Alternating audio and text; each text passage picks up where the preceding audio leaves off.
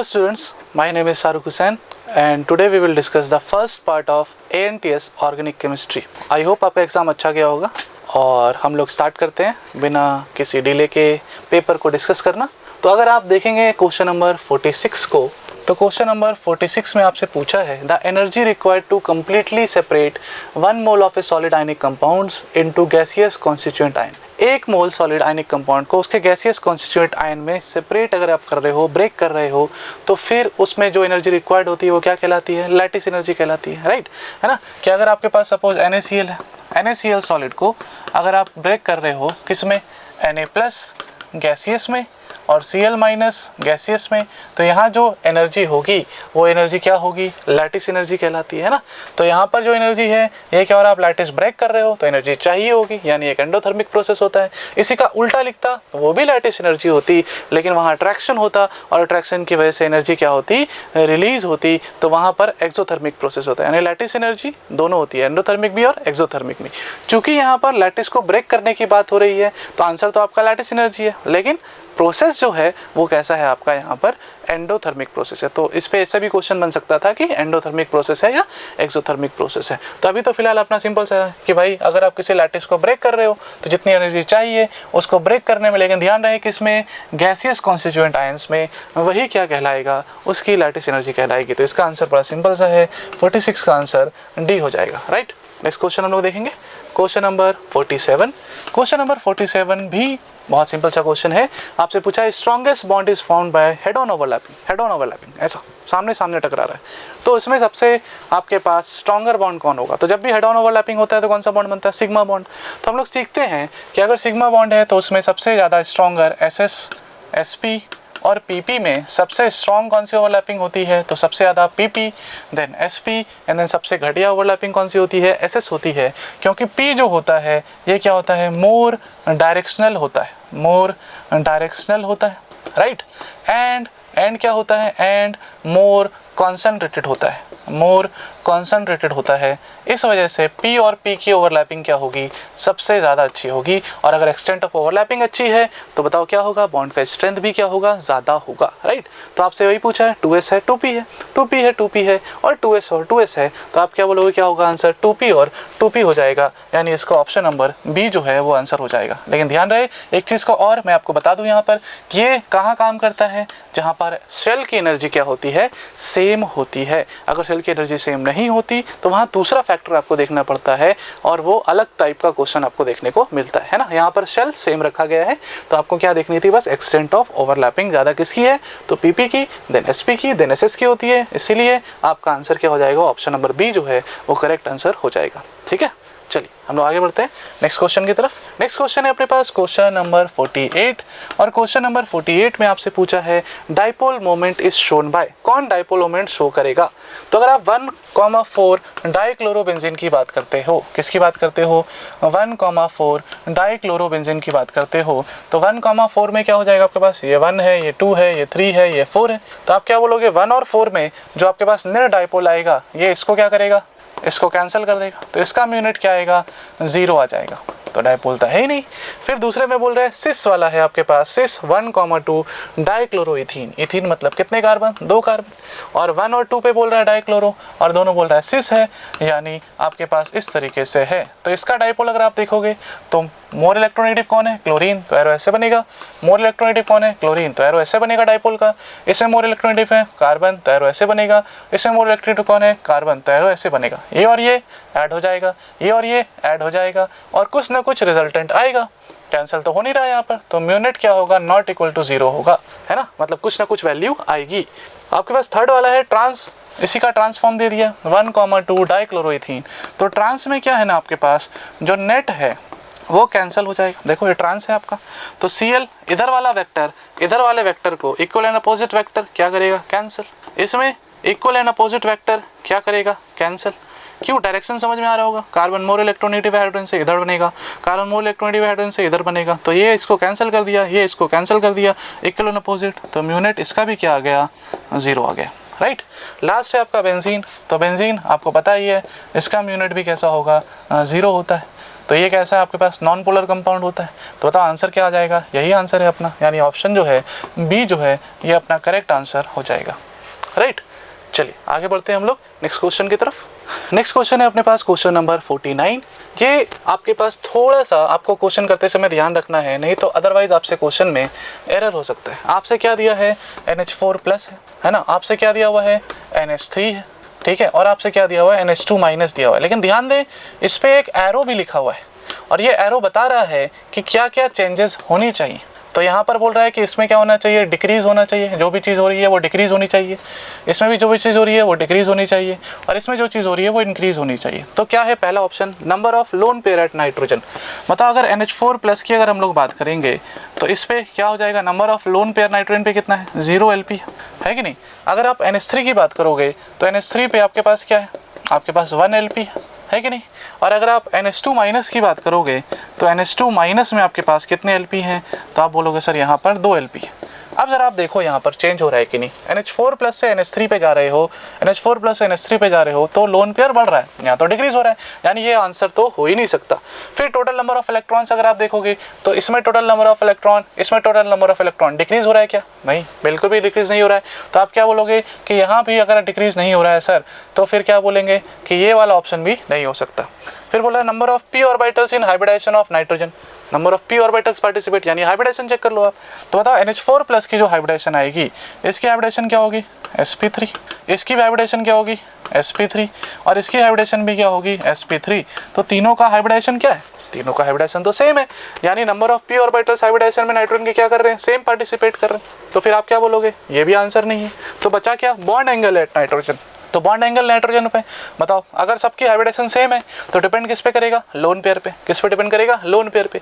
जितना lone pair बढ़ेगा उतना बॉन्ड एंगल क्या होगा, घटेगा। जितना लोन पेयर बढ़ेगा उतना बॉन्ड एंगल क्या होगा आपका, डिक्रीज होगा, है कि नहीं। तो अगर हम लोग चेक करें तो बताओ यहाँ 0 से 1 हो रहा है तो बॉन्ड एंगल क्या करेगा, डिक्रीज, देखो डिक्रीज कर गया। फिर 1 से 2 हो गया, 1 से 2 लोन पेयर हो गया तो क्या हो जाएगा बताओ, यहाँ माइनस है ना, तो यहाँ पर माइनस है देखो। तो आप क्या बोलोगे, 1 से 2 हो गया, लोन पेयर फिर बढ़ गया, बॉन्ड एंगल और घट जाएगा। तो फिर क्या होगा, इससे यहाँ घटा, बिल्कुल सही है, इससे यहाँ घटा, बिल्कुल सही है।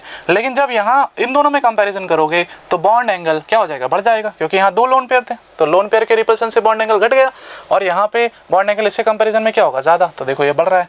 मतलब ये जो लिखा हुआ है ये करेक्ट एक्सप्लेन कर रहा है चीज़ों को, किसके लिए, बॉन्ड एंगल को रिलेट करते हुए। इसलिए इसका आंसर जो है वो करेक्ट आंसर आपका डी हो जाएगा। आई होप आपको समझ में आया होगा, और उम्मीद करते हैं कि आपको हाइब्रिडेशन निकालना आता होगा कि आप किस तरह से हाइब्रिडेशन निकाल सकते हो। अगर आपको हाइब्रिडेशन निकालना नहीं आता तो मैं आपको एक ट्रिक सिखाता हूँ। आपको क्या करना है, हाइब्रिडेशन निकालना है तो आप करोगे V + M + A - C divide by 2। ये फार्मूला होता है हाइब्रिडेशन निकालने का, यानी नंबर ऑफ हाइब्रिड ऑर्बिटल्स निकालने का, नंबर ऑफ हाइब्रिड ऑर्बिटल्स, ठीक है, नंबर ऑफ हाइब्रिड ऑर्बिटल्स। तो नंबर ऑफ हाइब्रिड ऑर्बिटल में V क्या है, वैलेंस शेल इलेक्ट्रॉन है, ध्यान से सुनिएगा। M क्या है, number of monovalent atoms, monovalent atoms है। तो आप क्या करोगे, सिर्फ ऑक्सीजन को छोड़ के सबको काउंट करना, ये ट्रिक हो जाएगा। ऑक्सीजन आपके पास बाइवैलेंट होता है तो उसको काउंट नहीं करना है। ए याद करने की जरूरत नहीं है। ए का मतलब एनायन होता है, एनायन का मतलब नेगेटिव चार्ज होता है, नेगेटिव चार्ज का मतलब इलेक्ट्रॉन आया, और इलेक्ट्रॉन आया तो क्या करेंगे, ऐड, तो ऐड कर दिया। और अगर केटाइन है तो उस पर पॉजिटिव चार्ज होता है, यानी इलेक्ट्रॉन लूज किया, इलेक्ट्रॉन लूज किया तो कहाँ से लूज करेगा, वैलेंस शेल से, तो उसको क्या करेंगे, माइनस, तो यहाँ माइनस कर दिया। अब सपोज आपको दिया था NH4+, क्या दिया था, NH4+, जरा आप फॉर्मूला लगाओ। फॉर्मूला आप लगाओगे तो क्या लग जाएगा बताओ, नाइट्रोजन का valence shell electron 5, number of monovalent atom, valence shell central atom को छोड़ के कितना बचा, 4 हाइड्रोजन, तो 5 + कितना हो जाएगा, 4। अब बताओ प्लस चार्ज है, यानी इलेक्ट्रॉन आया गया गया तो -1 डिवाइड बाय 2, वैल्यू कितनी आ जाएगी बताओ, 5 4 9 9 1 में 8 8/2 4, तो 4 और 4 की हाइब्रिडेशन क्या होती है, sp3। इसी तरह से आप इसका बॉन्ड पेयर लोन पेयर भी निकाल सकते हो। कैसे, कितने हाइड्रोजन है, 4, तो चारों के 4 खर्च हो गए, यानी बॉन्ड पेयर 4, बचा कुछ क्या, कुछ नहीं बचा, तो लोन पेयर 0। तो इस तरीके से आप सबका बॉन्ड पेयर लोन पेयर यहाँ पर निकाल सकते हो। आई होप आपको समझ में आ गया होगा, इस तरीके से आप बाकी का खुद से कैलकुलेट कर लोगे, ठीक है ना। चलिए आगे बढ़ते हैं हम लोग नेक्स्ट क्वेश्चन की तरफ। नेक्स्ट क्वेश्चन है अपने पास क्वेश्चन नंबर 50। क्वेश्चन नंबर 50 एक असर्शन रीजन टाइप का क्वेश्चन है, और आपसे पूछ रहा है कि the atoms in a covalent molecules are said to share electrons yet some covalent molecules are polar. बिल्कुल सही बात है कि इलेक्ट्रॉन्स शेयर करते हैं लेकिन पोलर होते हैं। क्यों, क्योंकि पोलर इसलिए होते हैं क्योंकि इलेक्ट्रोनेगेटिविटी का डिफरेंस होता है। जैसे सपोज अगर मैं लिखूं आपके पास कि आपके पास है इस तरीके से, मान लो हाइड्रोजन और क्लोरीन बॉन्ड, ठीक है, और एक Cl Cl बॉन्ड है। दोनों ही कोवेलेंट बॉन्ड है, दोनों ही कैसे बॉन्ड है, कोवेलेंट बॉन्ड है ना, लेकिन आपके पास इसकी इलेक्ट्रोनेगेटिविटी ज़्यादा है, तो इसकी इलेक्ट्रोनेगेटिविटी ज़्यादा है तो इसकी वजह से इसमें क्या होगा, डाइपोल, और अगर डाइपोल है तो क्या होगा, ये पोलर होगा, है ना।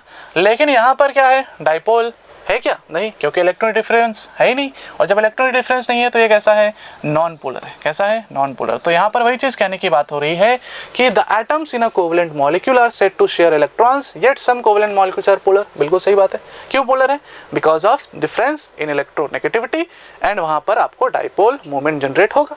तो लिखता है in polar covalent molecules the shared electrons more attract towards one of the atom due to high electronegativity. बिल्कुल सही बात है, इन दोनों में से शेयर्ड इलेक्ट्रॉन पेयर में जिसकी इलेक्ट्रोनेगेटिविटी ज़्यादा है वो इलेक्ट्रॉन क्लाउड को अपनी तरफ खींच रहा है, और अगर अपने इलेक्ट्रॉन क्लाउड को अपनी तरफ खींच रहा है तो इस पे आएगा डेल नेगेटिव, इस पे आएगा डेल पॉजिटिव, जिसकी वजह से यहाँ पर क्या आएगा, पोलैरिटी देखने को मिलेगा। क्या देखने को मिलेगा आपको, पोलैरिटी देखने को मिलेगा। इसलिए आप क्या बोलोगे कि सर ए भी सही है और उसका आर भी सही है, और दोनों एक दूसरे का करेक्ट एक्सप्लेनेशन है, वो ऑप्शन नंबर डी हो जाएगा, राइट, ठीक है। नेक्स्ट क्वेश्चन है अपने पास क्वेश्चन नंबर 51। तो अगर हम लोग बात करें क्वेश्चन नंबर 51 की, तो इसमें आपसे पूछा है rotation around bond is not restricted. बताओ रोटेशन कहाँ रिस्ट्रिक्टेड नहीं होगा, जहाँ सिर्फ सिग्मा बॉन्ड होगा, जहाँ पाई बॉन्ड होगा वहाँ रोटेशन पॉसिबल नहीं होता है, क्योंकि रोटेशन कराओगे तो बॉन्ड ब्रेक हो जाएगा, ओवरलैपिंग रीजन में चेंज आ जाएगा। इसीलिए आपको क्या देखना है बस यहाँ पर कि किसमें सिर्फ सिग्मा बॉन्ड है, तो आप क्या बोलोगे, C2H4। C2H4 में क्या है, डबल बॉन्ड, C2H4 में क्या है, डबल बॉन्ड है, यानी ये आंसर नहीं हो सकता क्योंकि इसमें पाई बॉन्ड। C2H2 में ट्रिपल बॉन्ड है यानी पाई बॉन्ड है, यानी ये भी आंसर नहीं हो सकता। C2F2 में भी ट्रिपल बॉन्ड है यानी ये भी पाई बॉन्ड है, यानी ये भी आंसर नहीं हो सकता। C2H6 में आपके पास सिर्फ और सिर्फ कौन से बॉन्ड है, सिंगल बॉन्ड है, यानी सिग्मा बॉन्ड्स हैं, इसलिए यहाँ रोटेशन पॉसिबल है और इसलिए आंसर यही होगा। इसलिए इसका आंसर जो है वो करेक्ट आंसर डी हो जाएगा, है ना। आई होप आपको ये समझ में आ गया होगा। चलिए हम लोग नेक्स्ट क्वेश्चन की तरफ बढ़ते हैं। नेक्स्ट क्वेश्चन है अपने पास क्वेश्चन नंबर 52। बड़ा अच्छा सा प्यारा सा एक स्टेटमेंट टाइप का क्वेश्चन है, आपको डिफरेंट स्टेटमेंट दिए हैं और पूछा है इसमें से इनकरेक्ट कौन सा होगा, है ना। तो इसके लिए आपको हाइब्रिडेशन का थ्योरेटिकल कॉन्सेप्ट होना बहुत ज़रूरी है, अदरवाइज इस तरह के क्वेश्चंस आपसे नहीं बनेंगे। इसलिए आपको क्वेश्चंस तो करने होते हैं कि आपने क्वेश्चंस लगाए हैं कौन सा हाइब्रिडेशन क्या होगा, लेकिन थ्योरेटिकल अप्रोच भी आपको पता होना चाहिए किस तरीके से हाइब्रिडेशन को एक्सप्लेन किया गया है। तो पहला पॉइंट लिखा है number of hybrid orbitals produced is equal to the number of atomic orbitals that get hybridized. ध्यान रहे क्वेश्चन में इनकरेक्ट पूछा है, करेक्ट नहीं पूछा है। तो अगर आपसे बोला नंबर ऑफ हाइब्रिड ऑर्बिटल्स जितने बनेंगे उतने ही बनेंगे जितने हाइब्रिड और आपके पास एटॉमिक ऑर्बिटल्स मिक्स होंगे, बिल्कुल सही बात है। अगर आप एक S और एक P को मिक्स करते हो तो आपके पास कितने मिलते हैं, 2 sp हाइब्रिडाइज मिलते हैं, एक नहीं मिलेगा, कितने मिलेंगे, 2। और अगर आप एक S और 2 P मिक्स करोगे तो sp2 sp2 sp2 3 sp2 मिलेंगे, है ना, राइट। उसी तरह से sp3 में एक S और 3 P मिक्स करोगे तो 4 sp3 हाइब्रिडाइज ऑर्बिटल मिलेंगे, यानी पॉइंट नंबर ए जो है वो आपका बिल्कुल सही है। फिर बोल रहा है hybrid orbitals are equivalent in energy and shape, बिल्कुल सही बात है। एक बार जब हाइब्रिड ऑर्बिटल्स बन जाते हैं तो ये हर रेस्पेक्ट में क्या होते हैं, आइडेंटिकल होते हैं, और यही तो फंडा है, नहीं तो फिर हाइब्रिडेशन कराने का मतलब ही नहीं बनता। क्योंकि कार्बन जब बॉन्डिंग करने जा रहा था तो उसके पास S अलग शेप में था और आपके पास P वाले ऑर्बिटल्स अलग शेप में थे, तो हाइड्रोजन S के साथ बॉन्ड बनाए या P के साथ बनाए, और उसमें भी P अलग अलग एंगल पे था, है ना। तो वहाँ पर आपको वही चीज़ डिफरेंस आ रहा था कि शेप अलग अलग है, एनर्जी अलग अलग है, एक 2s है एक 2p है, तो फिर हाइड्रोजन किसके साथ बॉन्ड बनाए। इसलिए हम लोग क्या कराते थे, हाइब्रिडाइजेशन, इंटरमिक्सिंग। और इंटरमिक्सिंग कराने के बाद क्या होगा बताओ, सारे एटॉमिक ऑर्बिटल्स कैसे हो जाएंगे, आपके सेम हो जाते हैं, हर एस्पेक्ट में आइडेंटिकल हो जाएंगे, चाहे आप शेप हो, चाहे वो साइज हो, चाहे वो एनर्जी हो, क्या हो जाएंगे, सबकी सेम हो जाएंगे। यानी यहाँ पर जो 2 sp है ये एकदम आइडेंटिकल होगा, इसमें कोई चेंज नहीं होगा, इसमें कोई डिफरेंस नहीं होगा। तो आप क्या बोलोगे, ये पॉइंट भी क्या लिखा है सर, सही लिखा है। फिर hybrid orbitals are more effective in forming sigma bonds than pure atomic orbitals, ये भी बिल्कुल सही बात होता है, स्टेटमेंट बिल्कुल सही है। हाइब्रिड ऑर्बिटल्स क्या होती हैं, जब आपस में इंटरमिक्स होती हैं तो इनकी एनर्जी पहले से कम हो जाती है, और अगर एनर्जी पहले से कम हो गई है तो बताओ क्या होगा, इफेक्टिव ओवरलैपिंग हो पाएगी, क्योंकि हम लोग जानते हैं lower energy orbitals produces more effective overlapping, यानी ये भी बिल्कुल सही बात लिखा है। लास्ट पॉइंट लिखता है in hybridisation only half filled atomic orbitals, यहीं पे गलत है। आपको लगेगा सर सही तो है, एक अनपेयर्ड इलेक्ट्रॉन होगा तभी तो बॉन्ड बनाएंगे, लेकिन आप सोचो जरा, अगर आपके पास क्या है, NH3 है, तो क्या अमोनिया में आप जो बात करते हो, अमोनिया में ये जो नाइट्रोजन पे लोन पेयर होता है ये भी तो कैसा होता है, sp3 हाइब्रिडाइज होता है। तो बताओ ये तो पेयर्ड है, तो क्या ये पेयर्ड हाइब्रिडेशन में पार्टिसिपेट नहीं किया। उसी तरीके से जब आप कोऑर्डिनेशन पढ़ते हो तो कोऑर्डिनेशन में हाइब्रिडेशन किसका कराते हो, वेकेंट ऑर्बिटल्स को कराते हो, जिसमें आपके लिगेंड्स क्या करते हैं, अटैक करते हैं, और लिगेंड्स अटैक करके क्या करते हैं आपके पास, उसमें आपका हाइब्रिडाइज्ड ऑर्बिटल में बॉन्ड बनाते हैं, कोऑर्डिनेट बॉन्ड बनाते हैं, है ना। तो फिर मतलब वैकेंट भी हो सकता है, पेयर्ड भी हो सकता है, और एक हाफ फील्ड ऑर्बिटल्स भी हो सकते हैं। इसलिए ऐसा कहना ज़रूरी नहीं है कि सिर्फ हाफ फील्ड एटॉमिक ऑर्बिटल्स ही पार्टिसिपेट कर सकते हैं, ऐसा ज़रूरी नहीं होता है, ठीक है। तो हम लोग क्या बोलेंगे, जो डी है ये बिल्कुल गलत बात है, और यही तो पूछा है कि इनकरेक्ट कौन है, तो इसका आंसर जो है वो डी हो जाएगा, ठीक है। चलिए नेक्स्ट क्वेश्चन देखते हैं हम लोग। नेक्स्ट क्वेश्चन है अपने पास क्वेश्चन नंबर 53 में आपसे मैच द कॉलम पूछा है, और इस तरह के क्वेश्चंस हर साल आपको देखने को मिलते हैं मैच द कॉलम टाइप के।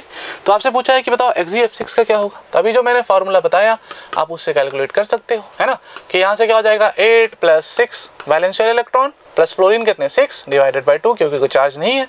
तो कितने हो जाएंगे बताओ, 8 + 6 कितना हो जाएगा 7 हो जाएगा। तो क्या हो जाएगा बताओ, बॉन्ड पेयर कितने हैं, बॉन्ड पेयर है 6, और लोन पेयर कितने हो जाएंगे, एक बच गया ना, बॉन्ड पेयर 6 तो लोन पेयर कितना 1। तो ये कैसा हो जाएगा बताओ, डिस्टॉर्टेड ऑक्टाहेड्रल। क्या हो जाएगा, डिस्टॉर्टेड ऑक्टाहेड्रल। इसका आपको शेप देखने को मिलेगा, है ना, कैसा दिखेगा, कुछ इस तरीके से हम लोग बताते हैं। तो यहाँ पर बाकी क्या हो जाएंगे, फ्लोरीन। तो ये आपका क्या हो जाएगा, डिस्टॉर्टेड ऑक्टाहेड्रल जैसा दिखेगा, है ना। तो XgF6 क्या हो जाएगा, डिस्टॉर्टेड ऑक्टाहेड्रल, यानी ए का जो है ये 1 हो जाएगा, यानी ऑप्शन सी और डी पहले ही छड़ गए, ठीक है। दूसरा अगर ऑप्शन देखोगे आप XgO3, तो मैंने बोला था ऑक्सीजन काउंट नहीं करना है, अभी थोड़ा देर पहले सिखाया था आपको। तो वैलेंशियल इलेक्ट्रॉन जेनॉन का 8, ऑक्सीजन काउंट करना नहीं है तो आप चाहो तो 0 कर सकते हो, डिवाइड बाई 2, तो वैल्यू आई 4 की हाइब्रिडेशन क्या होगी, sp3, और बॉन्ड पेयर कितना होगा, 3 ऑक्सीजन है तो बॉन्ड पेयर 3, बचा कितना 1, तो लोन पेयर 1। तो बताओ कैसा हो जाएगा, 3 आपके पास क्या है बॉन्ड पेयर्स, और एक क्या है आपके पास लोन पेयर है। तो ये कैसा हो जाएगा, पिरामिडल। कैसा हो जाएगा, पिरामिडल, यानी बी जो है इसका ऑप्शन 3 हो जाएगा। तो पी का 3 कौन सा है, तो आप देख सकते हो आंसर मेरा मिल चुका है, ए आंसर आपका करेक्ट आंसर होगा। लेकिन हम लोग बाकी भी चेक कर लेते हैं। बाकी में अगर आप आएंगे XgO4 में, तो फार्मूला आपको सिखाया ट्रिक, 8 ऑक्सीजन काउंट करना नहीं है तो 8 + 4/2, वैल्यू कितनी आई 6। अब 6 आई तो बॉन्ड पेयर कितने होंगे, 4 फ्लोरीन 1 ऑक्सीजन, तो बॉन्ड पेयर 5, लोन पेयर कितना हो जाएगा 1 हो जाएगा। टोटल वैल्यू 6 है, तो आप 6 के ऐसा बना लो, 1 2 3 4 5 और 6, तो एक डबल बॉन्ड ऑक्सीजन, बाकी क्या है फ्लोरीन है, बाकी फ्लोरीन है। तो बताओ ये क्या हो जाएगा, स्क्वायर, एक पिरामिड ऊपर एक पिरामिड नीचे, तो क्या हो जाएगा, अच्छा एक लोन पेयर है ना आप पे, XgO4 है, F4 है, तो आपके पास क्या हो जाएगा, यहाँ से ये तो होगा नहीं, है ना, यहाँ पे क्या होगा आपके पास एक लोन पेयर, तो ये क्या हो गया स्क्वायर और एक पिरामिड बन गया। तो क्या हो जाएगा आपके पास स्क्वायर पिरामिडल बन जाएगा, राइट, क्योंकि अपने पास क्या है 5 ही बॉन्ड पेयर है तो 5 बना दिया। और डबल बॉन्ड और लोन पेयर के एक दूसरे से क्या रखना है दूर, ताकि रिपल्शन क्या हो कम और स्टेबिलिटी क्या हो ज़्यादा। तो आप क्या बोलोगे, इसका क्या हो जाएगा स्क्वायर पिरामिडल, यानी जो C है इस C का आप क्या बोलोगे 4 होना चाहिए।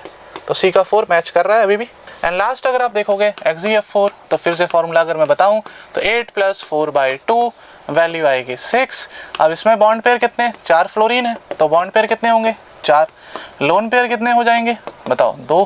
तो हम लोग क्या बोलेंगे, इसमें भी कितना आएगा, तो आप बोलोगे सर एक स्क्वायर बनाएंगे, Xg है और F4 है और 2 लोन पेयर है।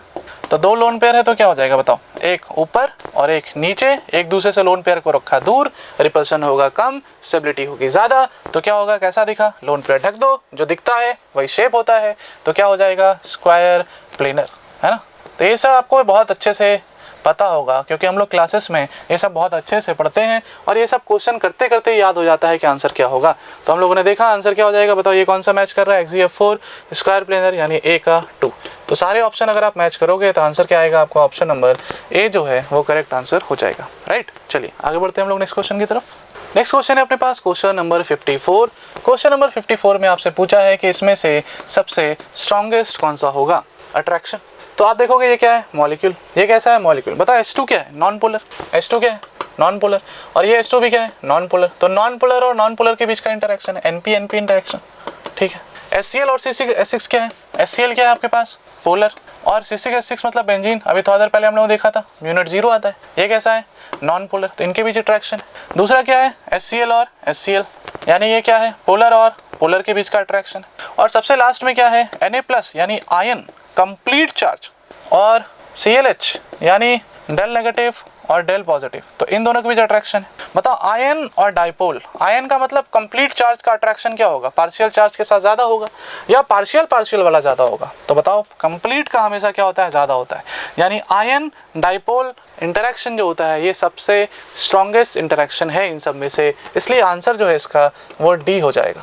ठीक है ना? तो अगर इसमें आप ऑर्डर पूछते सर पूरे पे ऑर्डर क्या होगा, तो सबसे ज़्यादा ion dipole, then polar polar, then polar non polar, और सबसे लास्ट में नॉन पोलर हो जाएगा। तो इन चारों में भी आप कंपेयर इस तरह से कर सकते हो। ठीक है, चलिए आगे बढ़ते हैं हम लोग नेक्स्ट क्वेश्चन की तरफ। नेक्स्ट क्वेश्चन है अपने पास क्वेश्चन नंबर 55। तो अगर क्वेश्चन नंबर 55 में अगर आप चलोगे तो आपको दिखेगा कि polarisation is the distortion of the shapes of an anion by adjacently placed cation, which of the following statement is correct. तो maximum polarisation is brought by cation, cation cation cation, cation की बात हो रही है। ठीक है, polarisation क्या होता है? पोलराइजेशन में हम लोग क्या सीखते हैं कि जो आपके पास एक कैटायन है और दूसरा एनायन है, ठीक है, ये एनायन है आपके पास, तो एक कैटायन इस एनायन के इलेक्ट्रॉन क्लाउड को, ये जो इलेक्ट्रॉन क्लाउड है इसको क्या करता है? अपनी तरफ अट्रैक्ट करता है, और अपनी तरफ अट्रैक्ट करेगा तो क्या होगा? ये इस तरीके से इसके शेप में डिस्टॉर्शन होगा, इलेक्ट्रॉन क्लाउड इधर शिफ्ट होना स्टार्ट होगा।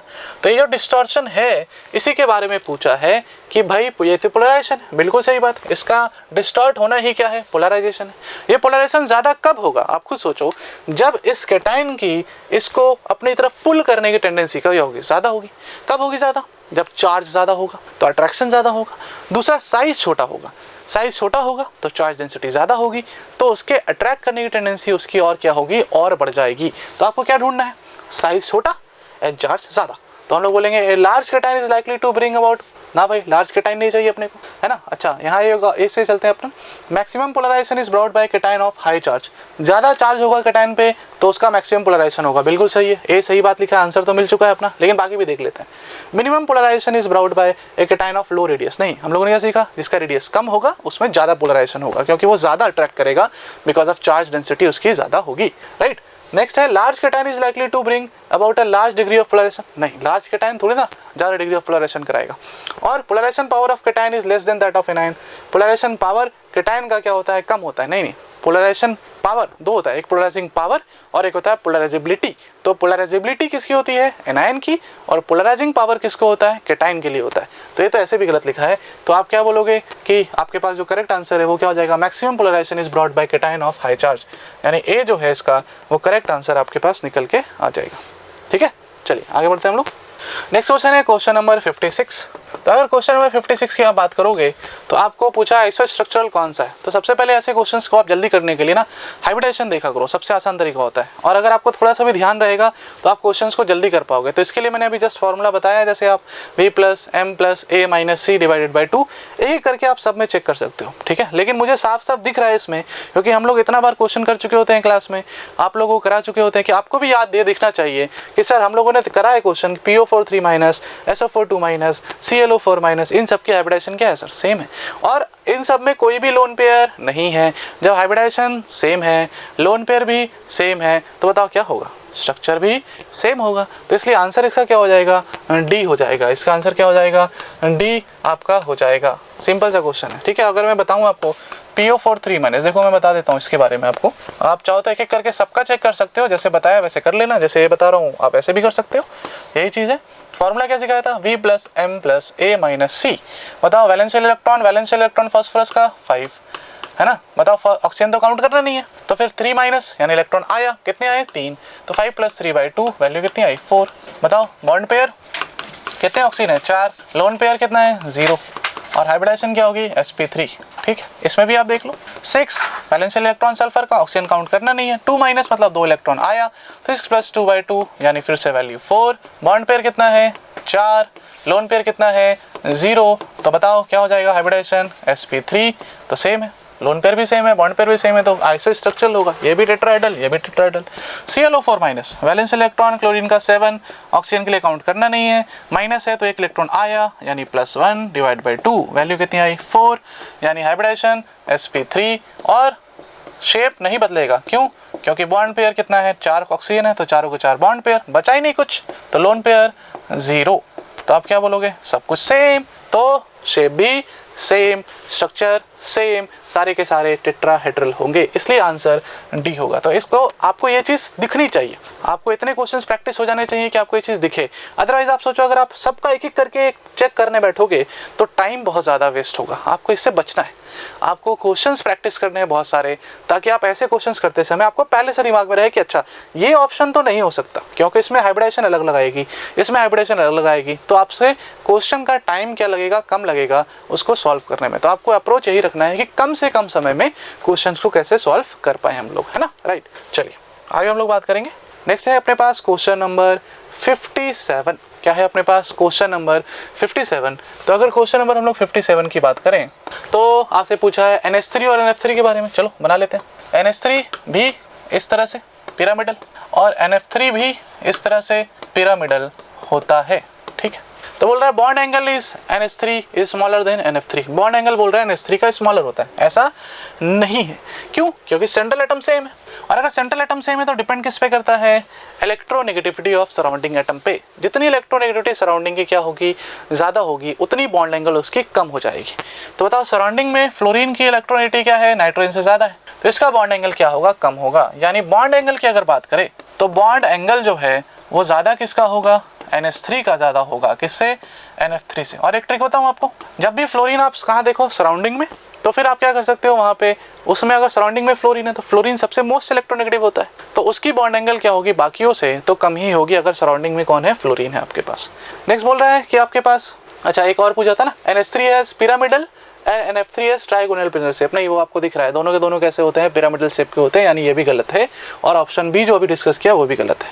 नेक्स्ट बोल रहा है resultant dipole moment of NH3 is इतना एंड NF3 इज इतना। अब ऐसे मत सोचना कि सर कैलकुलेट करना है, क्या नहीं, कैलकुलेट नहीं करना है, कंपेयर करना है। डाइपोल ऑफ NH3 ज़्यादा बता रहा है, और आपके पास NF3 का डाइपोल जो है ये क्या बता रहा है, कम बता रहा है। क्या बता रहा है आपके पास, कम बता रहा है ना। यहाँ पर भी 30 है, ठीक है, यहाँ पर भी कितना है आपके पास, 30 है, ठीक है, यहाँ भी 30 है। आप कन्फ्यूज मत हो जाना, आपके क्वेश्चन में सही लिखा हुआ होगा, यहाँ पर -3 लिखा हुआ है, लेकिन आपके क्वेश्चन में -30 लिखा हुआ है, ठीक है। तो यहाँ पर क्या दिया हुआ है आपके पास, ये -30 है, यहाँ पर भी -30 ही है। तो क्या बोल रहा है कि इसका जो रिजल्टेंट है NH3 का जो है उसका वैल्यू कितना है आपके पास, उसका जो है आपके पास कितना दिया हुआ है, 4.90 इंटू 10⁻³ 30, और इसका दिया हुआ है 0.8 इंटू 10⁻³ ठीक है। ये है आपके कॉपी, आपके क्वेश्चन में भी ये लिखा हुआ होगा, है ना, ये लिखा हुआ है कूलम मीटर। तो आप बताओ किसका ज़्यादा होगा, देखते हैं। डाइपोल का डायरेक्शन लोन पेयर की तरफ होता है, मोर इलेक्ट्रोनेगेटिव की तरफ होता है, मोर इलेक्ट्रोनेगेटिव की तरफ होता है, मोर इलेक्ट्रोनेगेटिव की तरफ होता है, और इसमें फ्लोरीन की तरफ होगा, इसमें मोर इलेक्ट्रोनेगेटिव फ्लोरीन है, मोर इलेक्ट्रोनेगेटिव फ्लोरीन है, और लोन पेयर की तरफ है। बताओ इन सब का डायरेक्शन नेट किधर आएगा, ऊपर की तरफ। तो ये कैसे हैं, सारे के सारे सेम डायरेक्शन में ऐड हो जाएंगे, जबकि इसमें रिजल्टेंट एक दूसरे के अपोजिट आएगा। तो आप क्या बोलोगे, एडिटिव नेचर का है, इसमें थीटा 0 आएगा, लेकिन इसमें थीटा 180 आएगा, यानी नेट रिजल्टेंट जो है इसका, इसमें थीटा 180 आएगा। लेकिन यहाँ पर जो आपके पास थीटा है ये 0 डिग्री आएगा। तो बताओ नेट रिजल्टेंट किसका ज़्यादा होगा, NH3 का, यानी ये ज़्यादा होना चाहिए। किसका, डाइपोल, डाइपोल भी इसका क्या होना चाहिए, ज़्यादा, बॉन्ड एंगल भी क्या होना चाहिए, ज़्यादा, और यही तो लिखा है, यानी डेटा इसको जस्टिफाई कर रहा है। मैं फिर से बोल दे रहा हूँ, यहाँ पर आपके क्वेश्चन में 30 लिखा हुआ है, तो आप यहाँ से डाउट ना हो जाए, ठीक है। आप अपने क्वेश्चन में देखेंगे आपको दिख जाएगा वो चीज़। अब अगर हम लोग बात करें नेक्स्ट क्वेश्चन की, ये क्वेश्चन में आपके पास क्या बचा, they both are sp hybridize. अच्छा हाइब्रिडाइजेशन पूछा, वो दिख रहा है आपको, इसकी हाइब्रिडाइजेशन क्या है sp3, और इसकी भी हाइब्रिडाइजेशन क्या है sp3। तो दोनों की हाइब्रिडाइजेशन क्या है sp3, लेकिन यहाँ बोल रहा है दोनों तो sp है। तो आपसे क्या पूछा था, इनमें से कौन सा करेक्ट है। तो बताओ हम लोगों ने क्या क्या देखा, बॉन्ड एंगल NH3 का ज़्यादा होना चाहिए, यहाँ लिखा है NH3 का बॉन्ड एंगल जो है वो कम है NF3 से। दूसरी चीज़, दोनों कैसे हैं, पिरामिडल है, लेकिन यहाँ लिखता है कि NH3 पिरामिडल है, लेकिन NF3 कैसा है, ट्राइगोनल प्लेनर है।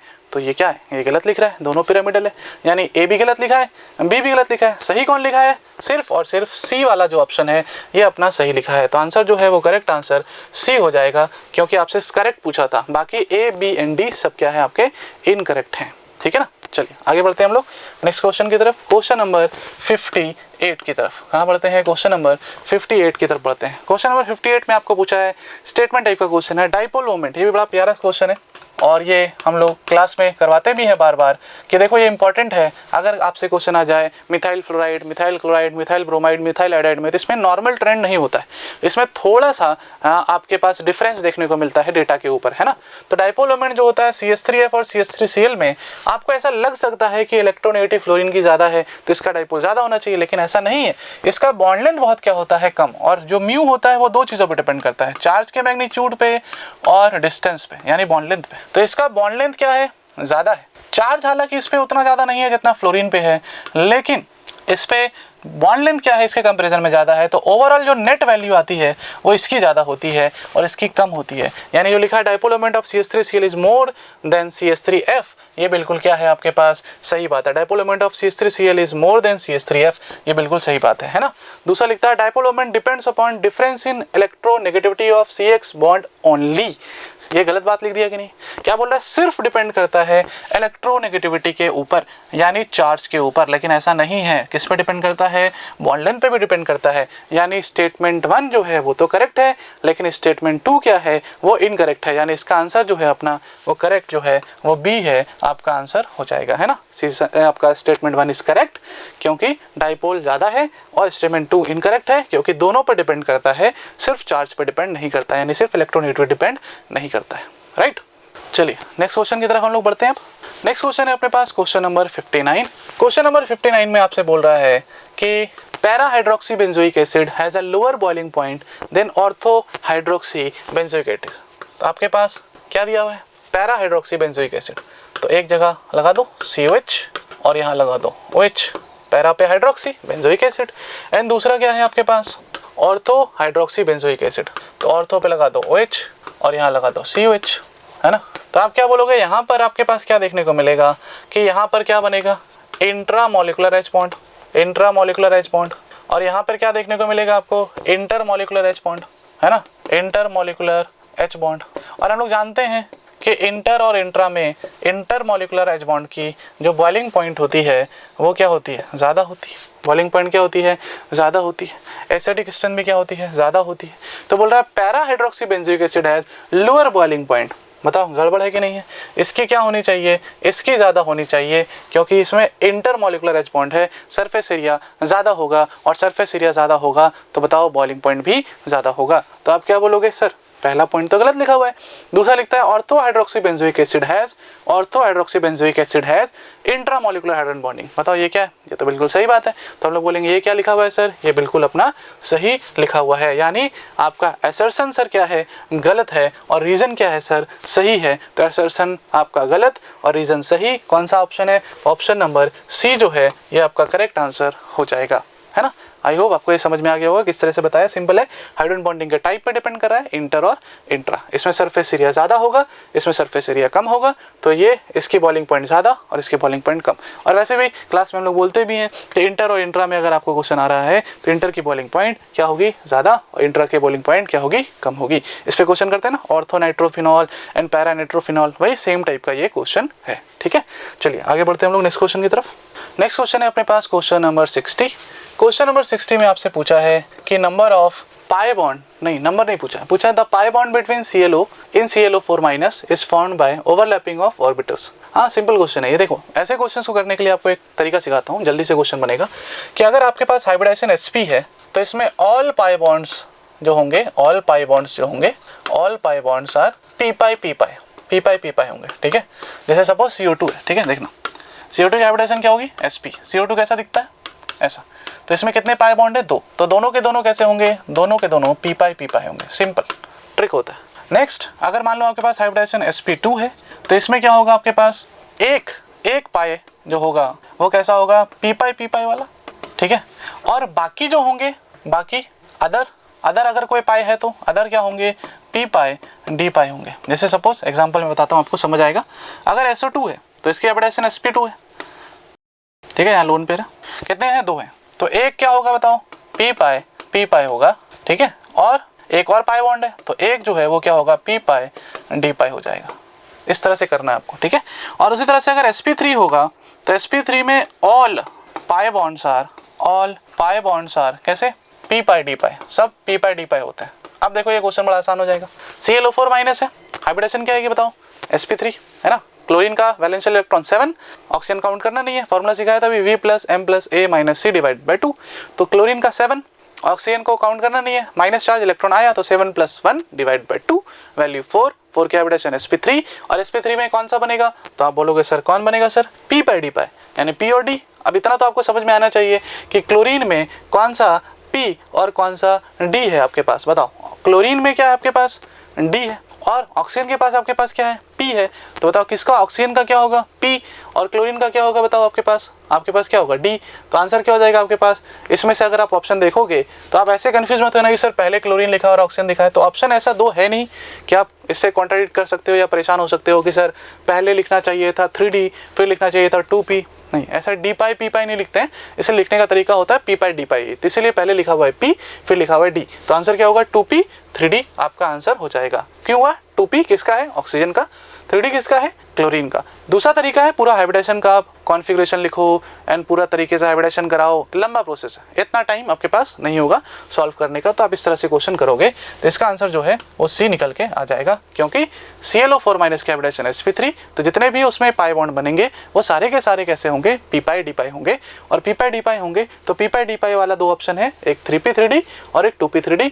तो आपके पास ऑक्सीजन है, ऑक्सीजन के पास है नहीं, सेकंड पीरियड में होता है, डी होता है नहीं उसमें, तो आप क्या बोलोगे, इसलिए आंसर क्या हो जाएगा, सी आपका करेक्ट आंसर हो जाएगा। राइट, चलिए आगे बढ़ते हैं हम लोग नेक्स्ट क्वेश्चन की तरफ। नेक्स्ट क्वेश्चन है अपने पास, in BrF3 question number 61, BrF3 molecule the lone pairs occupy at equatorial position. बताओ BrF3 कैसा दिखेगा, BrF3 कैसा दिखेगा, फॉर्मूला लगाओ, 7 + 3/2, वैल्यू आएगी 5, बॉन्ड पेयर 3 और लोन पेयर 2। तो आप क्या देखोगे कि अगर ब्रोमीन है 5 है तो 1 2 3 4 5 हम लोग कहाँ रखते हैं, इक्विटोरियल पे, इक्विटोरियल पे लोन पे रख दिया, बाकी जगह क्या होगा, फ्लोरीन। इससे क्या होगा कि इनमें जो रिपल्शन होगा वो 120 का बॉन्ड एंगल होगा। लेकिन अगर आप यहाँ रखते तो क्या होता, सपोज आप लोन पेयर यहाँ रख देते, लोन पेयर यहाँ रख देते, तो बताओ इसका इससे 90 डिग्री, इसका इससे 90 डिग्री, इसका इससे 90 डिग्री, तो 3 90 डिग्री वाले रिपल्शन होते हैं। लेकिन यहाँ रखने से क्या फ़ायदा है, 90 डिग्री वाले रिपल्शन कितने हैं, 2 हैं, एक ये वाला और एक नीचे से ये वाला, तो 2 ही 90 डिग्री वाले रिपल्शन है। इस वजह से यहाँ रखने से, इक्विटोरियल में रखने से फ़ायदा क्या है, lone pair bond pair repulsion कम है, साथ साथ लोन पेयर रिपल्शन भी क्या है, कम है। अगर आप लोन पेयर क्या करते हैं, आप सोचोगे सर यहाँ पे लोन पेयर रख देते हैं इस वाले एक्सियल पे, तो इससे क्या होता है, लोन पेयर तो दूर हो जाते हैं, लेकिन ये bond pair lone pair repulsion बहुत ज़्यादा हो जाते हैं। तो इससे फ़ायदा यहाँ रखने से क्या है, लोन पेयर भी दूर है मैक्सिमम जितना हो सकता था, और यहाँ पर बॉन्ड पेयर भी क्या है, bond pair lone pair repulsion भी कम है, यानी bond pair lone pair repulsion कम है और लोन पेयर रिपल्शन भी कम है। तो आप क्या ढूंढोगे, lone pair repulsion and lone pair bond pair repulsion क्या है, मिनिमम होता है, इसलिए इसका आंसर जो है करेक्ट वो क्या हो जाएगा, सी हो जाएगा, है ना। ये 5 इलेक्ट्रॉन पेयर सिस्टम बहुत इंपॉर्टेंट होता है, इसमें याद रखना होता है आपको कि कहाँ कहाँ पर लोन पेयर रखना चाहिए। तो हमेशा कहाँ रखना है, इक्विटोरियल पे रखना है। और इक्विटोरियल पे यहाँ क्यों रखते हैं, क्योंकि रिपल्शन कम होता है, क्योंकि अगर आप यहाँ रखोगे एक्सियल पे जैसा मैंने बोला तो 90 डिग्री वाले रिपल्शन 3 होंगे, और अगर आप इक्विटोरियल पे रखोगे तो 90 डिग्री वाले रिपल्शन 2 होंगे, तो वहाँ रखेंगे जहाँ रिपल्शन कम होगा। राइट, चलिए आगे बढ़ते हैं हम लोग। नेक्स्ट क्वेश्चन है अपने पास क्वेश्चन नंबर 62। क्वेश्चन नंबर 62 में आपसे पूछा है कि N2 है और O2 है, दोनों कन्वर्ट हो रहे हैं, एक हो रहा है N2 माइनस में, ठीक है, दूसरा हो रहा है O2 माइनस में, तो उसके बेसिस पे बात पूछा है, ठीक है। तो आप सबसे पहले जब भी ऐसा क्वेश्चन देखा करो ना, फटाक से बॉन्ड ऑर्डर लिखो। सबको याद होता है N2 का बॉन्ड ऑर्डर कितना होगा 3 और O2 का बॉन्ड ऑर्डर कितना होगा बताओ 2, है कि नहीं। और ये N2 से किस में कन्वर्ट हो गया है, बोल रहा है N2 माइनस में, और ये O2 से किस में कन्वर्ट हो गया है, O2 माइनस में, है ना। तो बताओ इलेक्ट्रॉन क्या हो गया आपके पास, इलेक्ट्रॉन पहले कितने इलेक्ट्रॉन्स थे, इसके नंबर ऑफ इलेक्ट्रॉन्स कितने हैं, इसके इलेक्ट्रॉन कितने हैं तो 14, और इसके इलेक्ट्रॉन कितने हैं बताओ 15, तो नंबर ऑफ इलेक्ट्रॉन एक बढ़ गया। अगर नंबर ऑफ इलेक्ट्रॉन आपके पास इस तरह से याद रखो, आप देखो पीक पे अगर होगा तो 14 होगा, 14 कब होगा इलेक्ट्रॉन, तो उसका आंसर हमेशा कितना होता है 3 होता है। उसके बाद आप ऐसे लाइंस खींच दो फटाफट से। अब अगर इलेक्ट्रॉन बढ़ेगा तो भी 0.5 से बॉन्ड ऑर्डर घटेगा, ठीक है, और अगर इलेक्ट्रॉन घटेगा तो भी 0.5 से बॉन्ड ऑर्डर घटेगा, सिंपल है। तो बताओ यहाँ इलेक्ट्रॉन कितने हो गए, इसमें नंबर ऑफ इलेक्ट्रॉन कितने हैं 16 और इसमें कितने हैं 17। अब आप खुद सोचो 14 था, बताओ 14 का कितना था 3, देखो 3 है, तो 15 का कितना होगा बताओ 2.5, तो इसका बॉन्ड ऑर्डर कितना हो जाएगा 2.5, इसका बॉन्ड ऑर्डर 2.5 हो गया, यानी 3 से घट के 2.5 हो गया। और इसका 16 से 17, 16 का कितना था 2, तो बताओ 17 का एक लॉन्ग लाइन खींचो, बताओ यहाँ कितना आ जाएगा 1.5 आ जाएगा, ठीक है 1.5 आ जाएगा, तो इसका 1.5 हो गया। अब इसमें नीचे आने पर फिर थोड़ा सा आपके पास ध्यान रखना होता है, इधर कुछ और भी होता है। अभी फिलहाल इस क्वेश्चन के अकॉर्डिंग मैं बता रहा हूँ, अदरवाइज आपको क्या करना पड़ेगा, पूरा कॉन्फ़िगरेशन लिखना पड़ेगा सबका, हम लोग उसके बेसिस पे भी कर सकते हैं। तो इसके बेसिस पे अगर करेंगे तो क्वेश्चन जल्दी बन जाएगा। जैसे ये 2, ये कितना होगा 3, ये होगा 2.5, ये कितना है बॉन्ड ऑर्डर 2, तो इसका बॉन्ड ऑर्डर घट के कितना हो गया 1.5, तो इसका बॉन्ड ऑर्डर कितना है 1.5। चलो अब इससे सारा आंसर अपना निकल जाएगा। फिर इवन होगा आपके पास एक और ट्रिक आप सीखो, अगर आपके पास इवन नंबर ऑफ इलेक्ट्रॉन्स हैं तो क्या होता है डायामैग्नेटिक, और अगर ऑड नंबर ऑफ इलेक्ट्रॉन्स हैं तो क्या होता है पैरामैग्नेटिक। याद क्या रखना है, ये ट्रिक दो जगह पे काम नहीं करती है, एक O2 के केस में और एक B2 के केस में। तो O2 और B2 में ये डायामैग्नेटिक नहीं होता है, कैसा होता है पैरामैग्नेटिक होता है। तो इस ट्रिक से आप क्वेश्चन जल्दी बना सकते हो अगर आपके दिमाग में ये सब रहेगा तो, अदरवाइज आपको कॉन्फ़िगरेशन लिखना पड़ेगा, फिर आप लगाओगे NB माइनस Na/2, फिर वहाँ से आपका बॉन्ड ऑर्डर कैलकुलेट होगा। तो एक तो आप वो भी कर सकते हो। तो हम मैं चाह रहा हूँ कि आपको कुछ नई चीज़ें सिखाऊं ताकि आप क्या कर पाओ, क्वेश्चन जल्दी बना पाओ, क्योंकि आपको ये थ्योरेटिकल तरीका तो आपको आता ही होगा, आप पूरा कॉन्फ़िगरेशन लिखोगे और उसके अकॉर्डिंग आप आंसर करोगे। ठीक है, तो अगर हम लोग यहाँ पे बात करें तो यहाँ पर क्या बोलेंगे, पहला ऑप्शन बोला है N2 माइनस में NN बॉन्ड वीक हो गया। NN बॉन्ड वीक कैसे होगा, अगर बॉन्ड लेंथ क्या हो जाएगा आपका बढ़ गया होगा, बॉन्ड लेंथ क्या हो गया होगा बढ़ गया होगा। देख लेते हैं, बताओ N2 से N2 माइनस आने से क्या हुआ, बॉन्ड ऑर्डर कम हो गया, और बॉन्ड ऑर्डर कम हो गया तो आप बोल सकते हो कि बॉन्ड ऑर्डर कम हो गया, तो बॉन्ड ऑर्डर कम होने से बॉन्ड क्या हो जाएगा, बॉन्ड स्ट्रेंथ घट जाता है, क्योंकि bond order is directly proportional to bond strength, है ना। Bond order is directly proportional to bond strength and inversely proportional to bond length. तो आपसे बोला कि क्या हो गया भाई, N2 माइनस में NN बॉन्ड वीकन हो गया, बिल्कुल सही बात है, वीक हो गया, तो आपसे रॉन्ग पूछा है क्वेश्चन में। फिर बोल रहा है O2 माइनस में OO बॉन्ड डिक्रीज किया है। बताओ पहले कितना था 2, अब कितना आ गया 1.5, तो डिक्रीज किया कि नहीं किया, बिल्कुल किया, ये भी सही बात लिखा हुआ है। फिर बोल रहा है O2 माइनस में बॉन्ड लेंथ इंक्रीज कर गया। अगर बॉन्ड लेंथ इंक्रीज कर रहा है यानी बॉन्ड ऑर्डर क्या होना चाहिए, बताओ डिक्रीज करना चाहिए। तो बताओ बॉन्ड ऑर्डर डिक्रीज किया है कि नहीं, बिल्कुल किया है, 2 से 1.5 आ गया। तो अगर बॉन्ड ऑर्डर डिक्रीज किया यानी बॉन्ड लेंथ इंक्रीज किया, यानी ये भी सही बात लिखा है। फिर बोल रहा है N2 माइनस बिकम्स डायामैग्नेटिक। बताओ पहले कितने इलेक्ट्रॉन थे 14, अब कितने हो गए 15, तो 15 इलेक्ट्रॉन मतलब ऑड इलेक्ट्रॉन्स, ऑड इलेक्ट्रॉन्स मतलब पैरा डाया, पैरामैग्नेटिक, तो पैरा हो गया लेकिन लिखा क्या है डाया, यानी ये गलत बात लिखी हुई है, इसलिए इसका आंसर जो है वो डी आपका करेक्ट आंसर हो जाएगा। ठीक है, चलिए आगे बढ़ते हैं हम लोग नेक्स्ट क्वेश्चन की तरफ। नेक्स्ट क्वेश्चन है अपने पास क्वेश्चन नंबर 63। क्वेश्चन नंबर 63 में आपसे पूछा है which of the following statement is true. आपसे बोला है PH5 NCl5 and BaCl5 do not exist.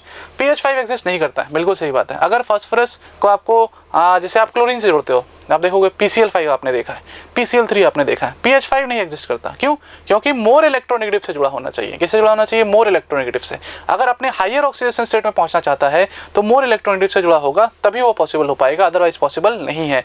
तो हाइड्रोजन से जुड़ना इसके लिए पॉसिबल नहीं है। जैसे मैं बोलूँ SS6 नहीं बन सकता, मैं बोलूँ XeS6 नहीं बन सकता, क्योंकि अगर इन सब ये सब इलेक्ट्रो पॉजिटिव अगर है तो इसको चाहिए मोर इलेक्ट्रोनेगेटिव, तभी फॉर्मेशन हो सकता है, अदरवाइज फॉर्मेशन नहीं होगा। इसलिए PH5 एग्जिस्ट नहीं करता, SiS6 एग्जिस्ट नहीं करता, है ना, XeS5 एग्जिस्ट नहीं करता, XeS6 एग्जिस्ट नहीं करता, ये सब एग्जिस्ट नहीं करते। NCl5 क्यों नहीं करेगा, NCl5 इसलिए नहीं एग्जिस्ट करेगा क्योंकि नाइट्रोजन के पास वैकेंट डी ऑर्बिटल्स नहीं है।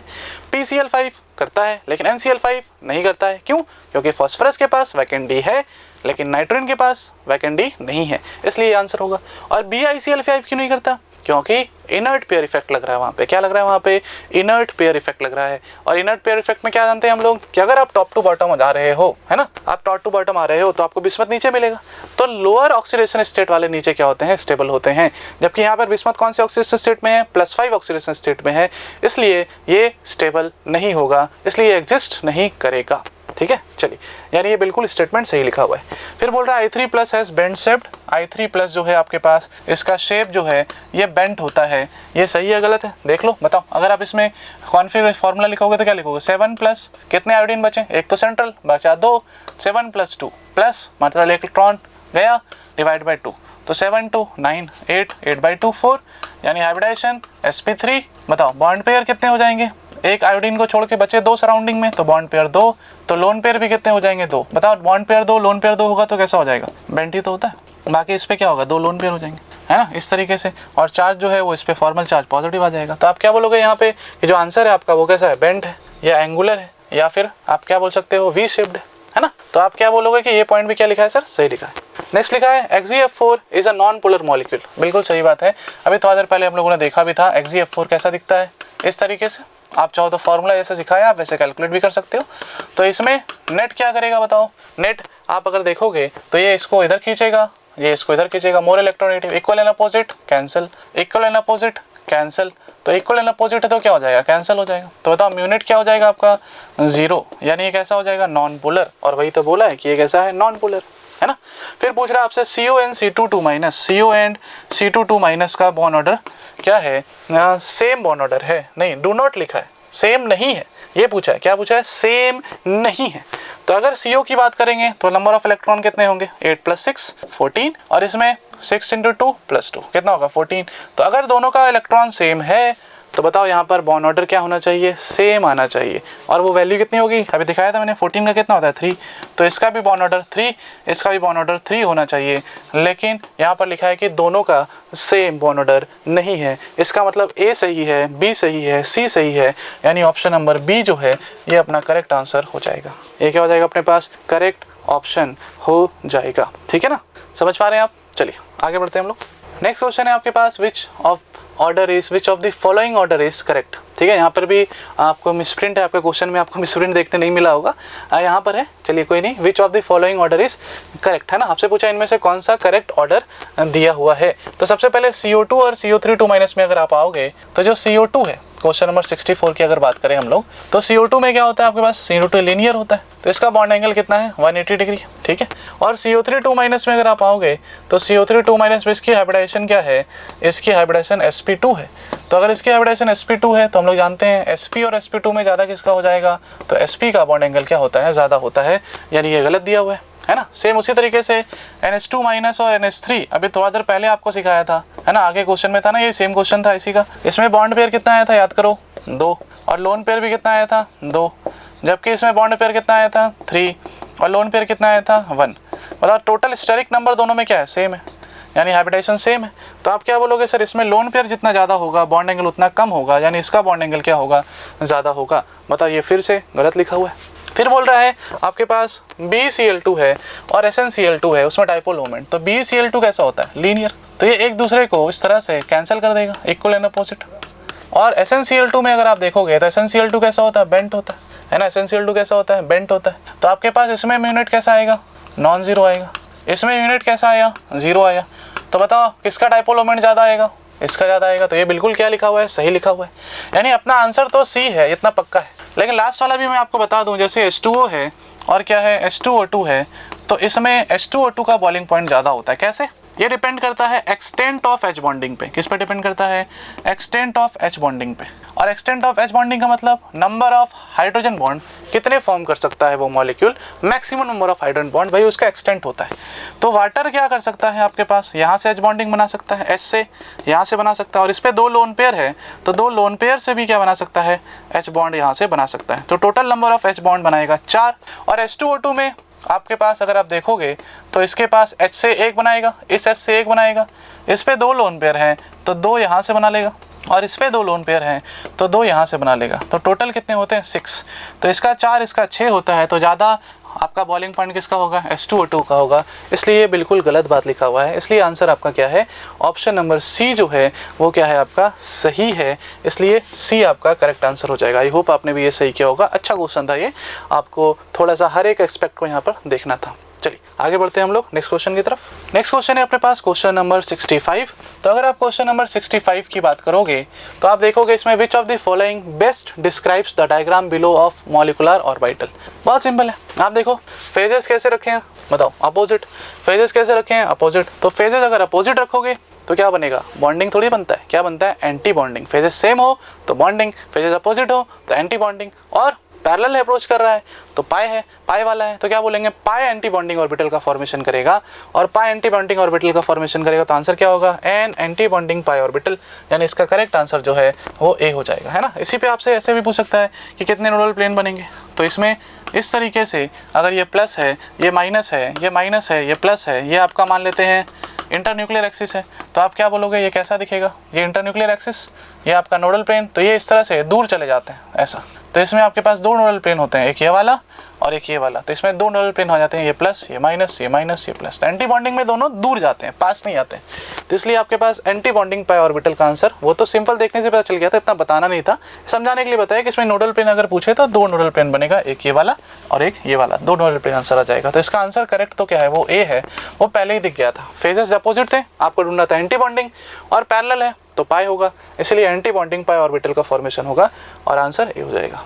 ठीक है, चलिए, आई होप आपका एग्जाम अच्छा गया होगा और आपने क्वेश्चंस को अच्छे से समझ कर बनाया होगा। और जो मैंने आपको चीज़ें सिखाई हैं, मैंने कोशिश की आपको नई चीज़ें सिखाऊं, क्योंकि जो थ्योरेटिकल कॉन्सेप्ट है वो तो आता है, अगर कुछ नया अप्रोच है तो मैंने आपको बताने की कोशिश की है। आई होप आपको चीज़ें समझ में आई होंगी और मिलते हैं अपने नेक्स्ट एएनटीएस में। Wish you all the very best. Thank you.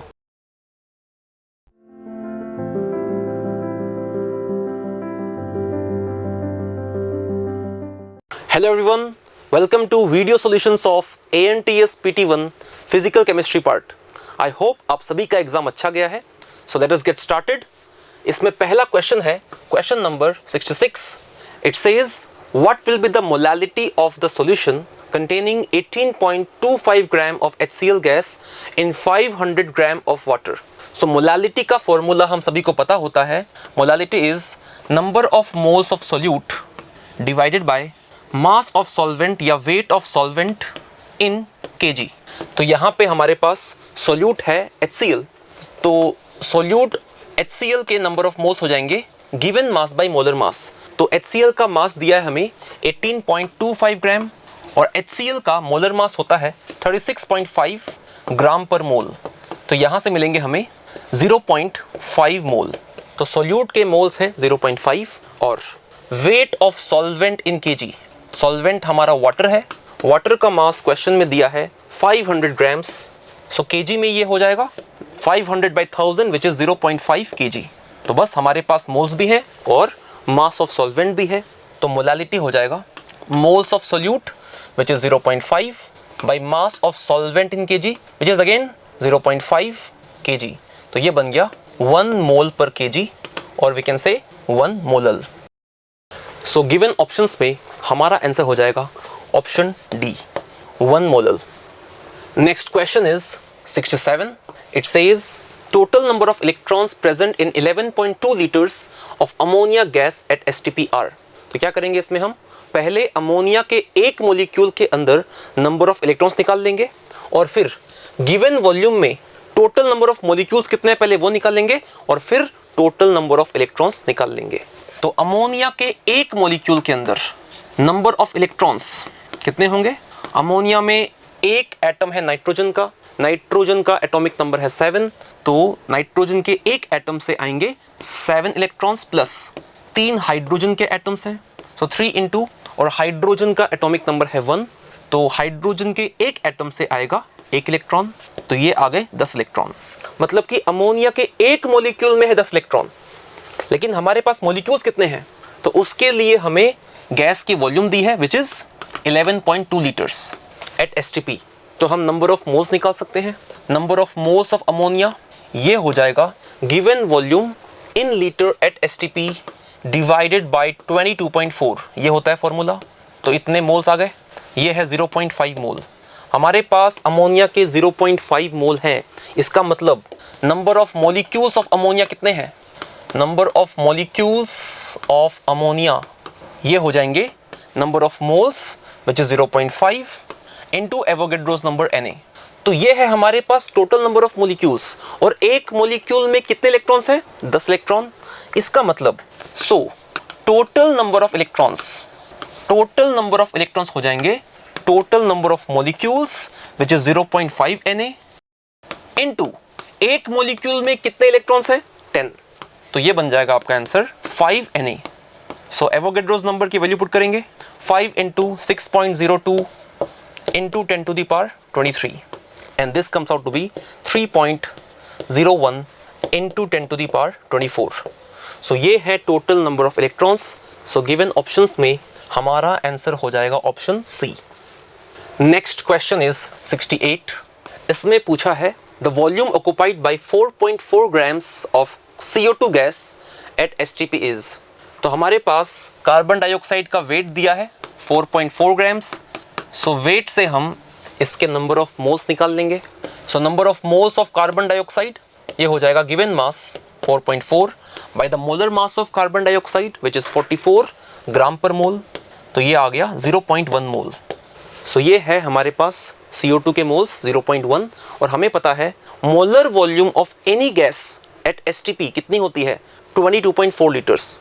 एक मोल गैस की वॉल्यूम होती है STP पे 22.4 लीटर्स। तो 0.1 मोल गैस की वॉल्यूम कितनी हो जाएगी? सो वॉल्यूम हो जाएगी number of moles 0.1 mole into एक मोल गैस की वॉल्यूम 22.4 लीटर पर मोल। ये है मोलर वॉल्यूम।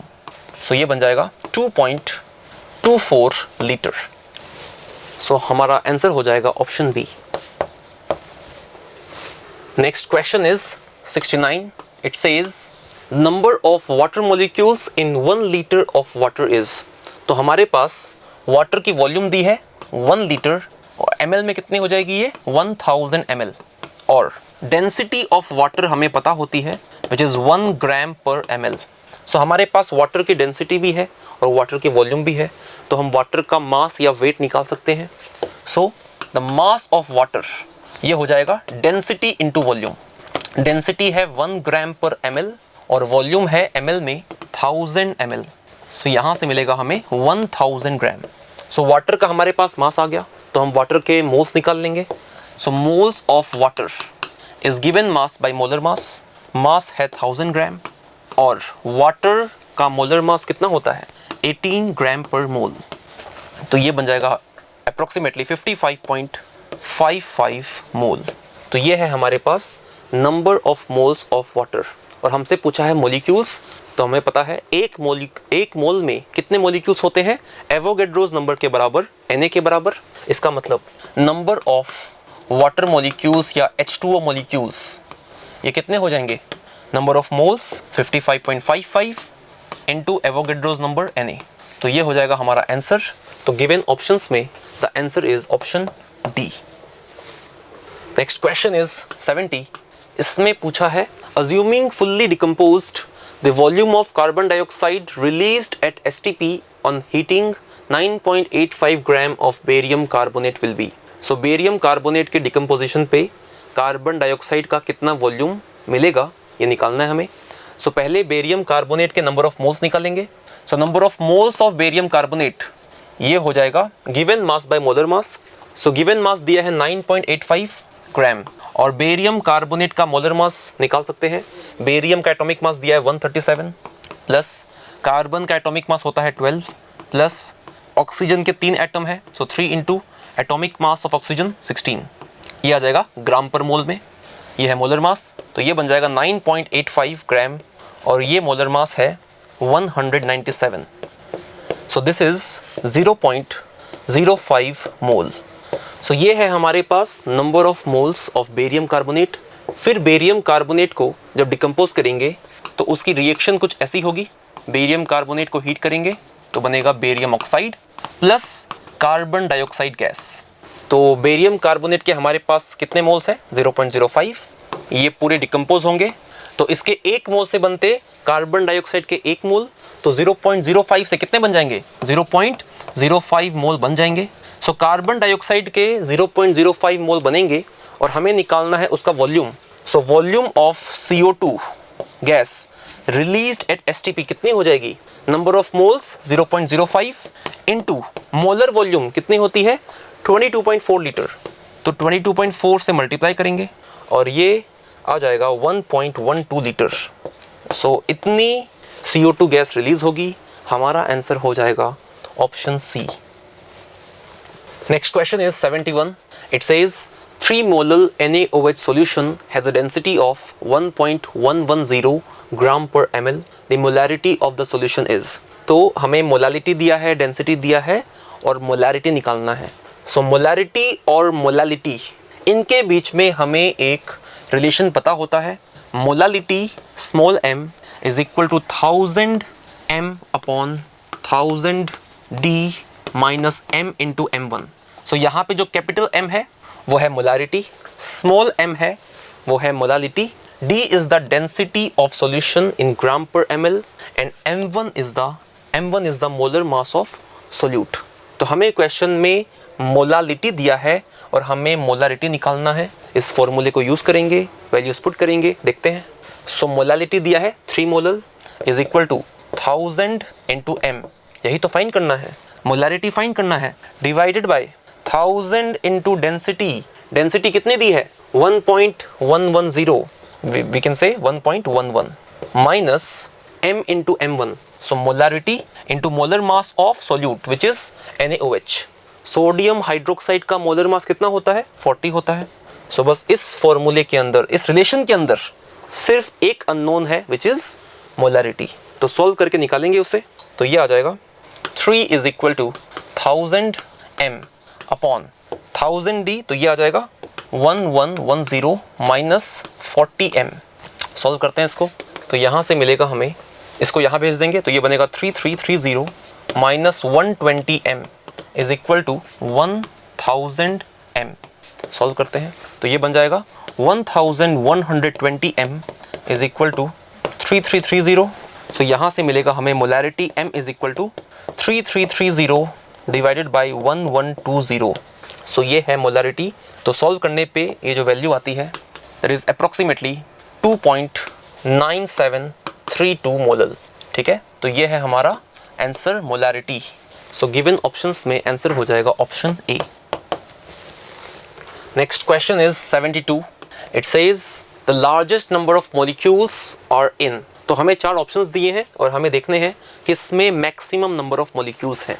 तो ऑप्शन ए, इसमें दिया है 36 ग्राम वाटर. तो नंबर ऑफ मोल्स हो जाएंगे वाटर के given mass 36 bye molar mass of water कितना होता है? 18 ग्राम पर मोल. तो ये आ गए 2 मोल. तो वाटर के 2 मोल है तो टोटल नंबर ऑफ मॉलिक्यूल्स कितने हो जाएंगे?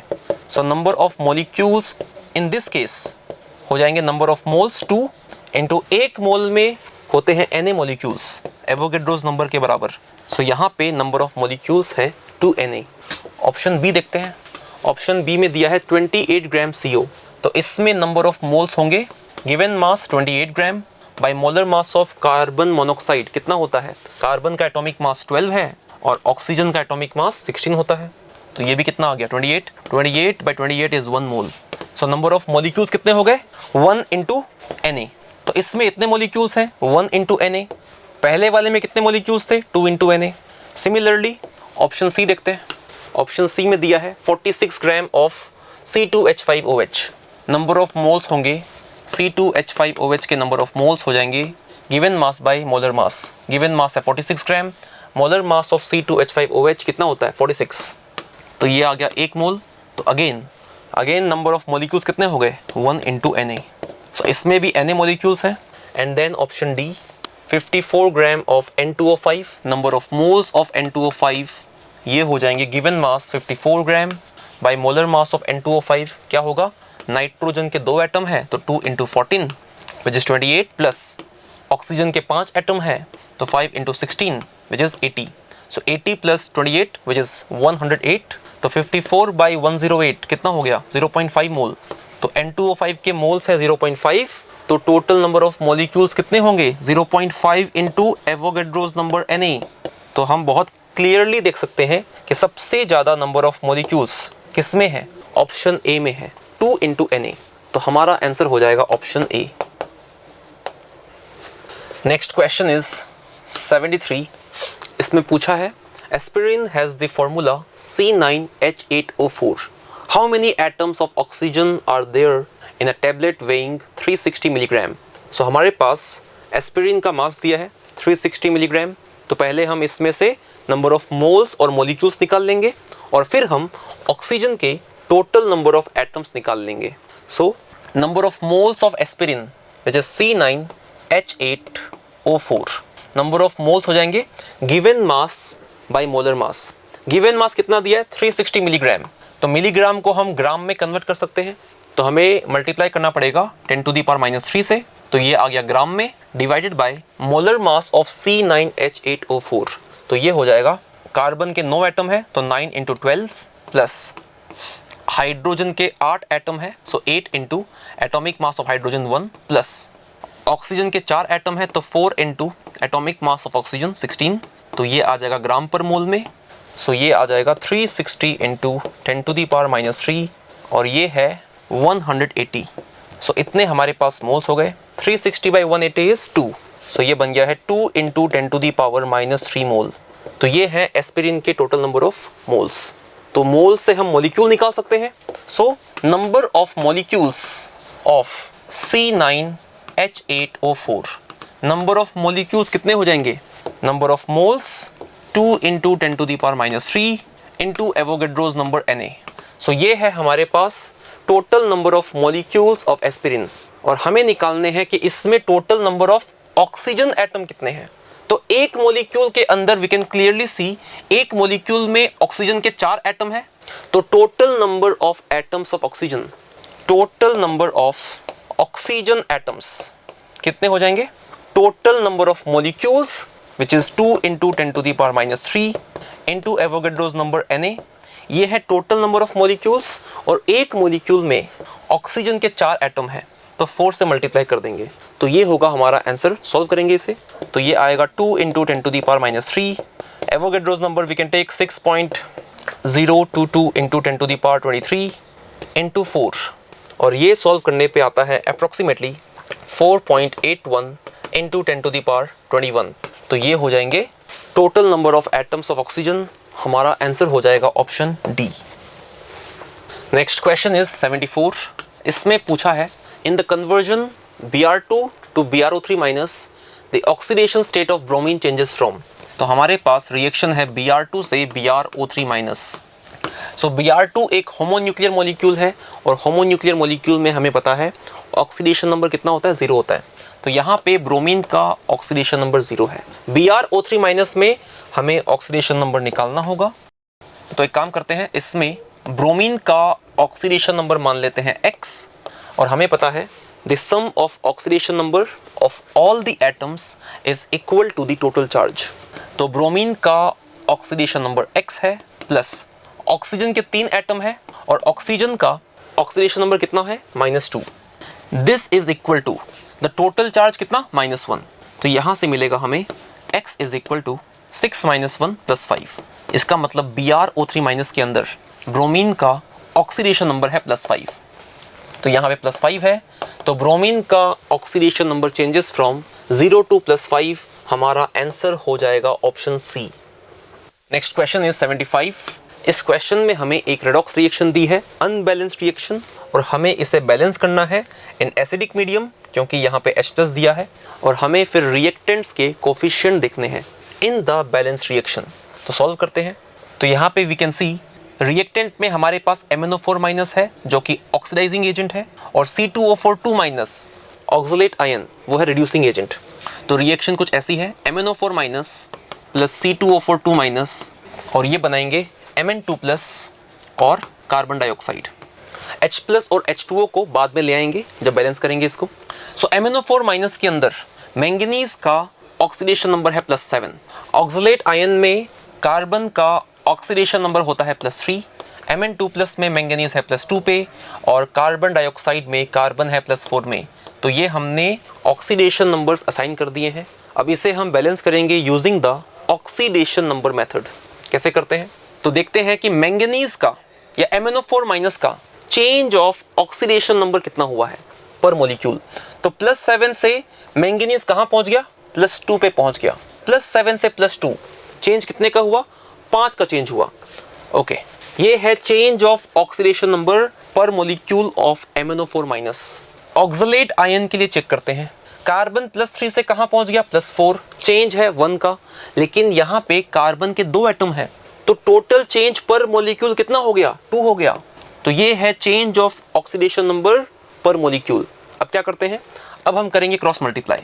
तो MnO4- का कोफिशिएंट बन जाएगा 2, और C2O4 का कोफिशिएंट बन जाएगा 5।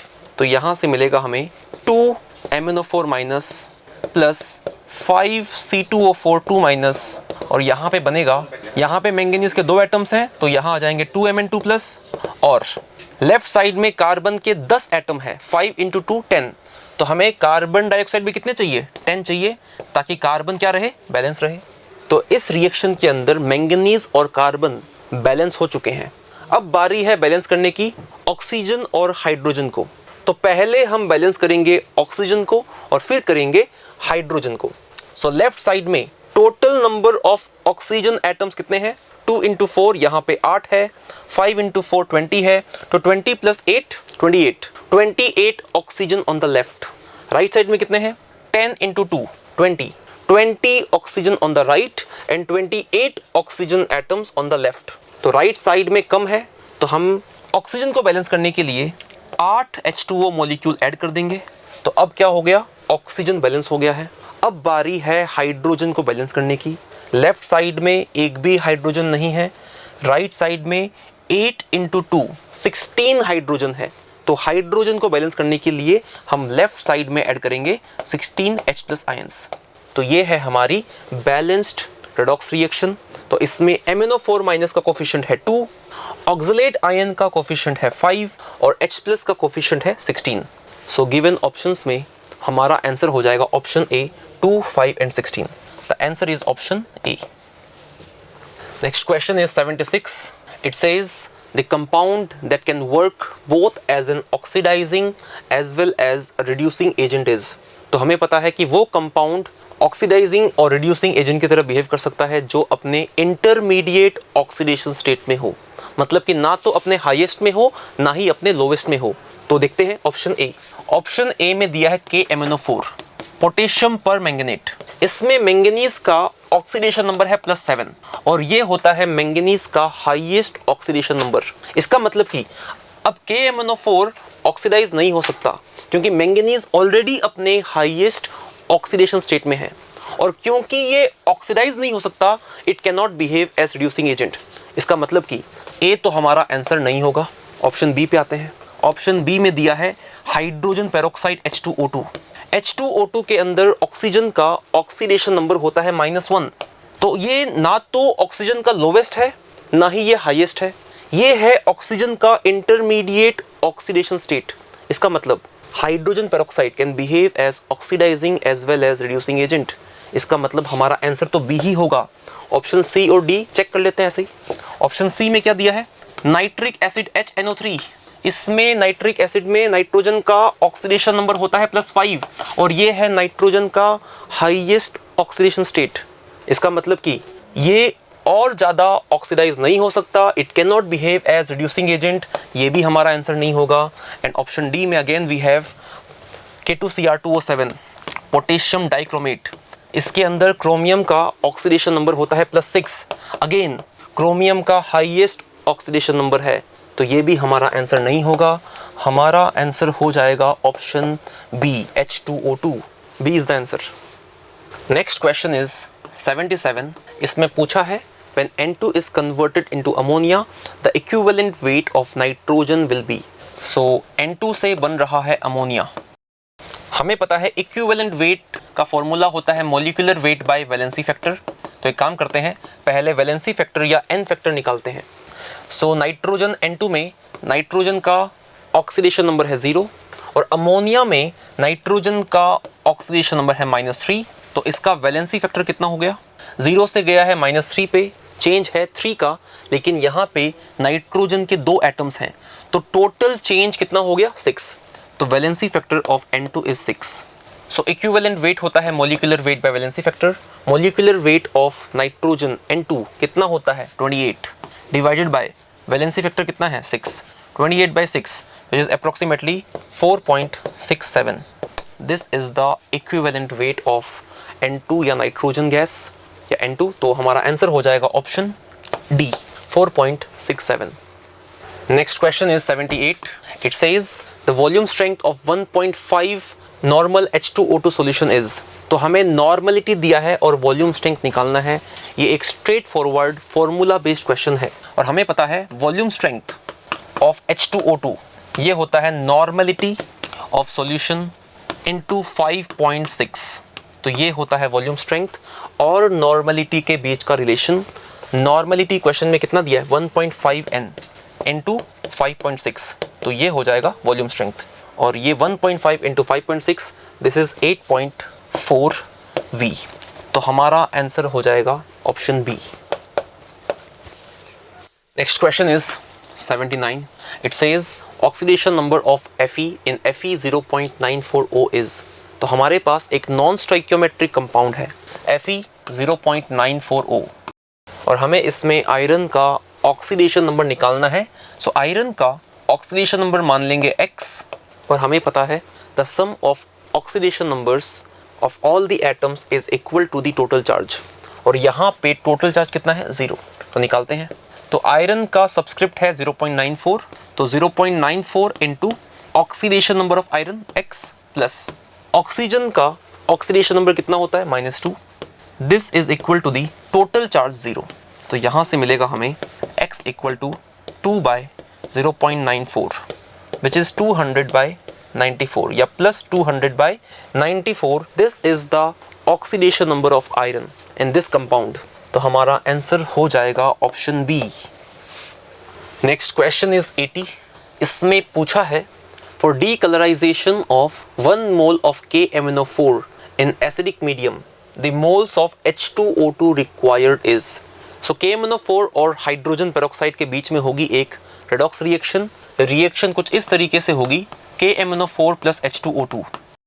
KMnO4 is the oxidizing agent और एसिडिक मीडियम में ये खुद हो जाएगा रिड्यूस टू गिव Mn2+, और ये हाइड्रोजन पेरोक्साइड को कर देगा ऑक्सीडाइज टू O2। तो एक काम करते हैं, इन दोनों का वैलेंसी फैक्टर निकालते हैं। KMnO4 में मैंगनीज का ऑक्सीडेशन नंबर है +7, H2O2 में ऑक्सीजन का है -1, Mn2+ में मैंगनीज का है +2 और O2 में ऑक्सीजन का है 0। तो KMnO4 का वैलेंसी फैक्टर कितना होगा? ये +7 से कहाँ पहुंच गया +2, चेंज कितने का है 5 का है। Valency factor of KMnO4 is 5। Hydrogen peroxide का वैलेंसी फैक्टर निकालते हैं। ये -1 से कहाँ पहुंच गया 0 पे पहुंच गया, चेंज है 1 का, लेकिन यहाँ पे 2 ऑक्सीजन एटम्स हैं, इसका मतलब कि टोटल चेंज हो गया 2 का, वैलेंसी फैक्टर इज 2। ठीक है, now we can apply the law of chemical equivalence. इसका मतलब कि number of gram equivalents of KMnO4 will be equal to the number of gram equivalents of H2O2।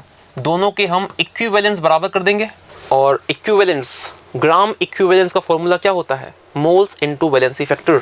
इसका मतलब moles of KMnO4 into valency factor of KMnO4 कितना 5 is equal two moles of H2O2 into valency factor of H2O2 2, और KMnO4 के moles हमें कितने दिए हैं 1 मोल। इसका मतलब मोल्स ऑफ H2O2 ये हो जाएगा 1 इंटू 5/2 विच इज 5/2। तो ये है मोल्स ऑफ H2O2 रिक्वायर्ड। हमारा आंसर हो जाएगा option C 5/2। Next question is 81. इस क्वेश्चन में हमें कुछ रिएक्शंस दी है और हमें देखना है कि इनमें से कौन सी रिएक्शन डिसप्रपोर्शियोनेशन रिएक्शन है। तो डिसप्रपोर्शियोनेशन रिएक्शन एक ऐसी रिएक्शन होती है जिसमें एक एलिमेंट सेम रिएक्टेंट से ऑक्सीडाइज भी हो जाए और रिड्यूस भी हो जाए। देखते हैं, option A H2S plus SO2, product में है H2O प्लस सल्फर। तो H2S में सल्फर है -2 पे, सल्फर डाइऑक्साइड में सल्फर है +4 पे और प्रोडक्ट में सल्फर है 0 पे। तो हाँ, सल्फर का ऑक्सीडेशन भी हुआ है और सल्फर का रिडक्शन भी हुआ है, लेकिन ये अलग अलग रिएक्टेंट से हो रहा है। डिसप्रपोर्शियोनेशन में सेम रिएक्टेंट से ऑक्सीडाइज होगा और सेम रिएक्टेंट से रिड्यूस होगा, तो ये डिसप्रपोर्शियोनेशन नहीं है, it is actually the reverse of disproportionation. इसे बोलते हैं कॉम्प्रपोर्शियोनेशन रिएक्शन। ठीक है, तो ये हमारा आंसर नहीं होगा। ऑप्शन बी पे आते हैं। तो इसमें है calcium plus H2 gives CaH2।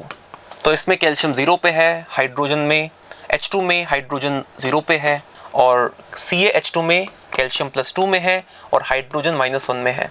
तो यहाँ पे सेम एलिमेंट का ऑक्सीडेशन और रिडक्शन नहीं हुआ है। ठीक है, तो ये एक डिसप्रपोर्शियोनेशन रिएक्शन नहीं होगा। ऑप्शन सी में आते हैं। तो ऑप्शन सी में दिया है P4 plus NaOH plus H2O, product में है हमारे पास फॉस्फीन PH3 प्लस NaH2PO2। तो यहाँ पे अगर हम देखें तो P4 में फॉस्फोरस का ऑक्सीडेशन नंबर है 0, फॉस्फीन में होता है -3 और NaH2PO2 में है +1 में। इसका मतलब फॉस्फोरस 0 से पहुंचा -3 तो यहाँ पे हुआ इसका रिडक्शन, और 0 से पहुंचा ये +1 तो यहाँ पे उसका हुआ है ऑक्सीडेशन। तो same element phosphorus same reactant P4 से ऑक्सीडाइज भी हो गया और रिड्यूस भी हो गया। So this is an example of disproportionation reaction. तो हमारा आंसर हो जाएगा option C. Next question is 82। इसमें पूछा है which of the following halogen can not have a positive oxidation number. तो हमें पता है कि फ्लोरीन जो है it is the most electronegative element, ये सबसे ज़्यादा इलेक्ट्रोनेगेटिव है, तो ये पॉजिटिव ऑक्सीडेशन नंबर शो नहीं कर सकता। ठीक है, तो इसका मतलब हमारा आंसर हो जाएगा option A fluorine. Option B chlorine, C bromine and D iodine, ये तीनों पॉजिटिव ऑक्सीडेशन स्टेट शो कर सकते हैं, लेकिन फ्लोरीन नहीं करेगा। ठीक है, so A is the answer. Next question is 83। It says in which of the following reactions hydrogen is acting as an oxidizing agent। तो ऑक्सीडाइजिंग एजेंट क्या होता है? एक ऐसा सब्सटेंस जो दूसरों को करे ऑक्सीडाइज और खुद क्या हो जाए, रिड्यूस। ठीक है, तो देखते हैं कि किस ऑप्शन के अंदर हाइड्रोजन दूसरों को करता है ऑक्सीडाइज और खुद होता है reduce. Option A, with iodine to give hydrogen iodide. तो रिएक्शन क्या होगी?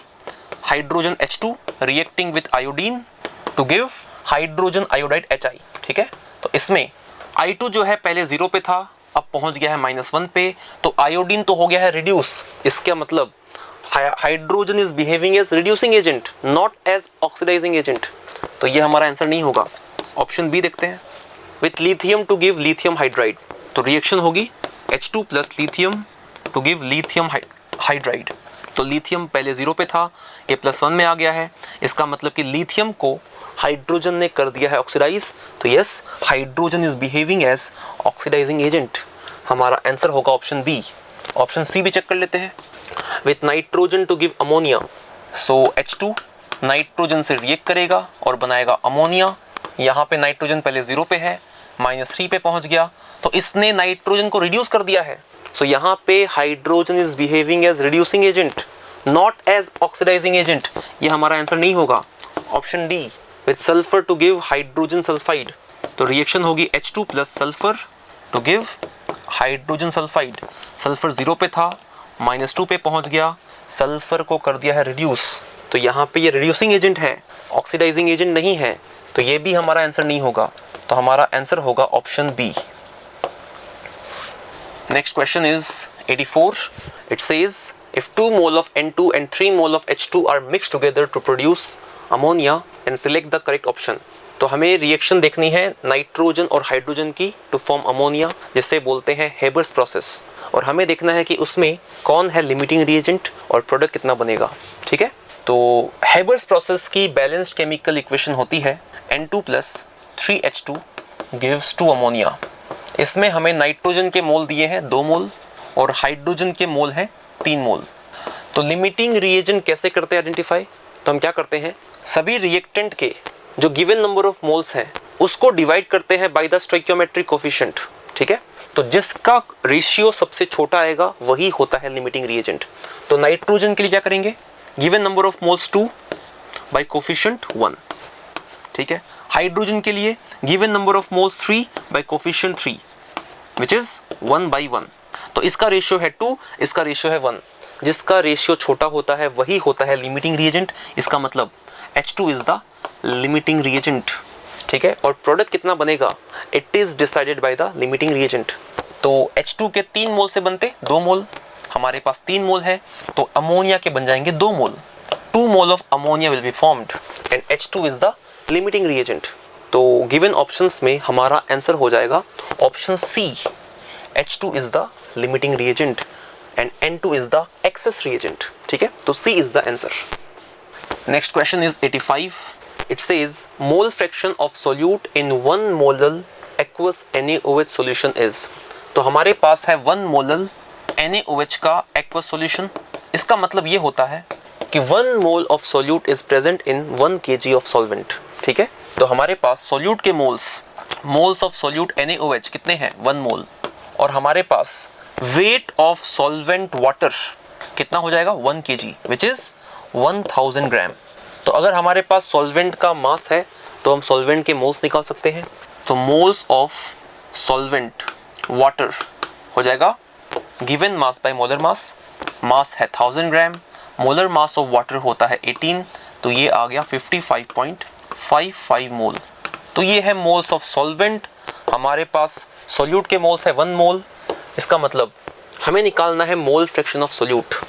तो सोल्यूट का मोल फ्रैक्शन ये हो जाएगा moles of solute by total moles. Total moles का मतलब moles of solute plus moles of solvent.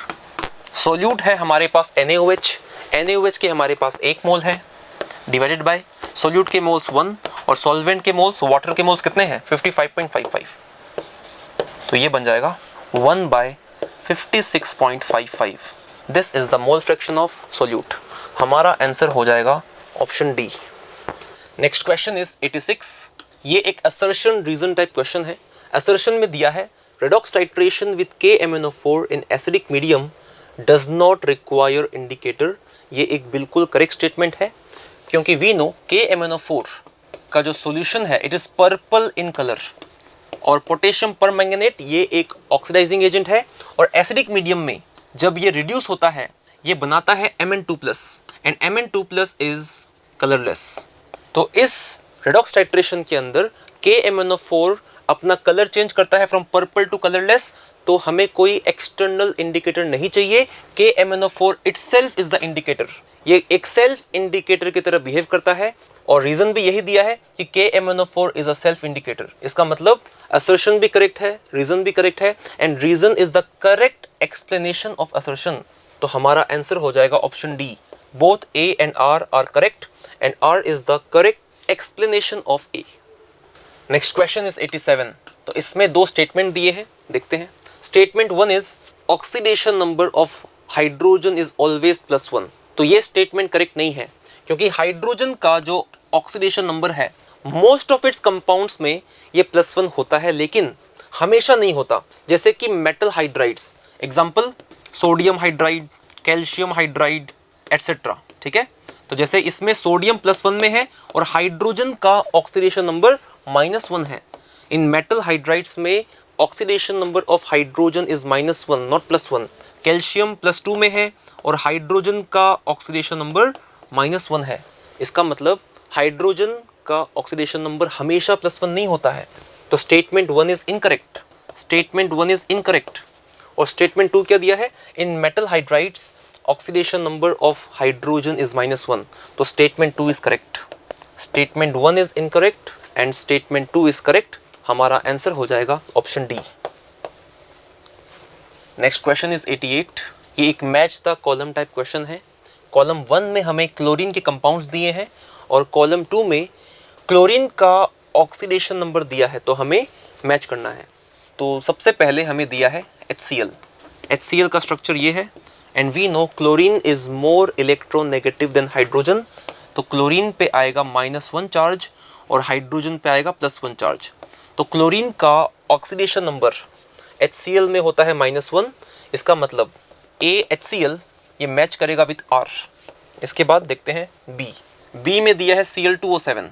तो इसमें क्लोरीन का ऑक्सीडेशन नंबर मान सकते हैं X, and we know the sum of oxidation numbers of all the atoms is equal to total charge. तो ये बन जाएगा, क्लोरीन के 2 एटम्स हैं 2 × X प्लस ऑक्सीजन के 7 एटम्स हैं तो 7 × ऑक्सीजन का ऑक्सीडेशन नंबर ऑक्साइड में होता है -2। This is equal to total charge 0। तो यहाँ से मिलेगा हमें X = +7। इसका मतलब Cl2O7 में क्लोरीन है +7 पे। इसका मतलब जो B है Cl2O7 it matches with P +7।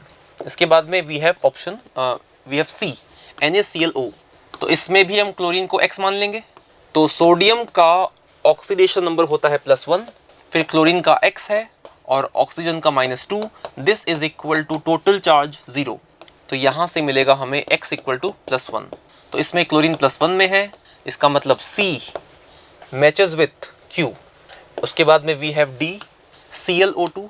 इसमें क्लोरीन को X मान लेंगे, तो X प्लस ऑक्सीजन के 2 एटम्स है तो 2 × -2 इज इक्वल टू 0। तो यहाँ से मिलेगा हमें X = +4। तो इसमें क्लोरीन +4 में है, इसका मतलब D मैचेस विथ S। तो गिवन ऑप्शंस में हमारा आंसर हो जाएगा option D. A matches with R, B matches with P, C matches with Q and D matches with S.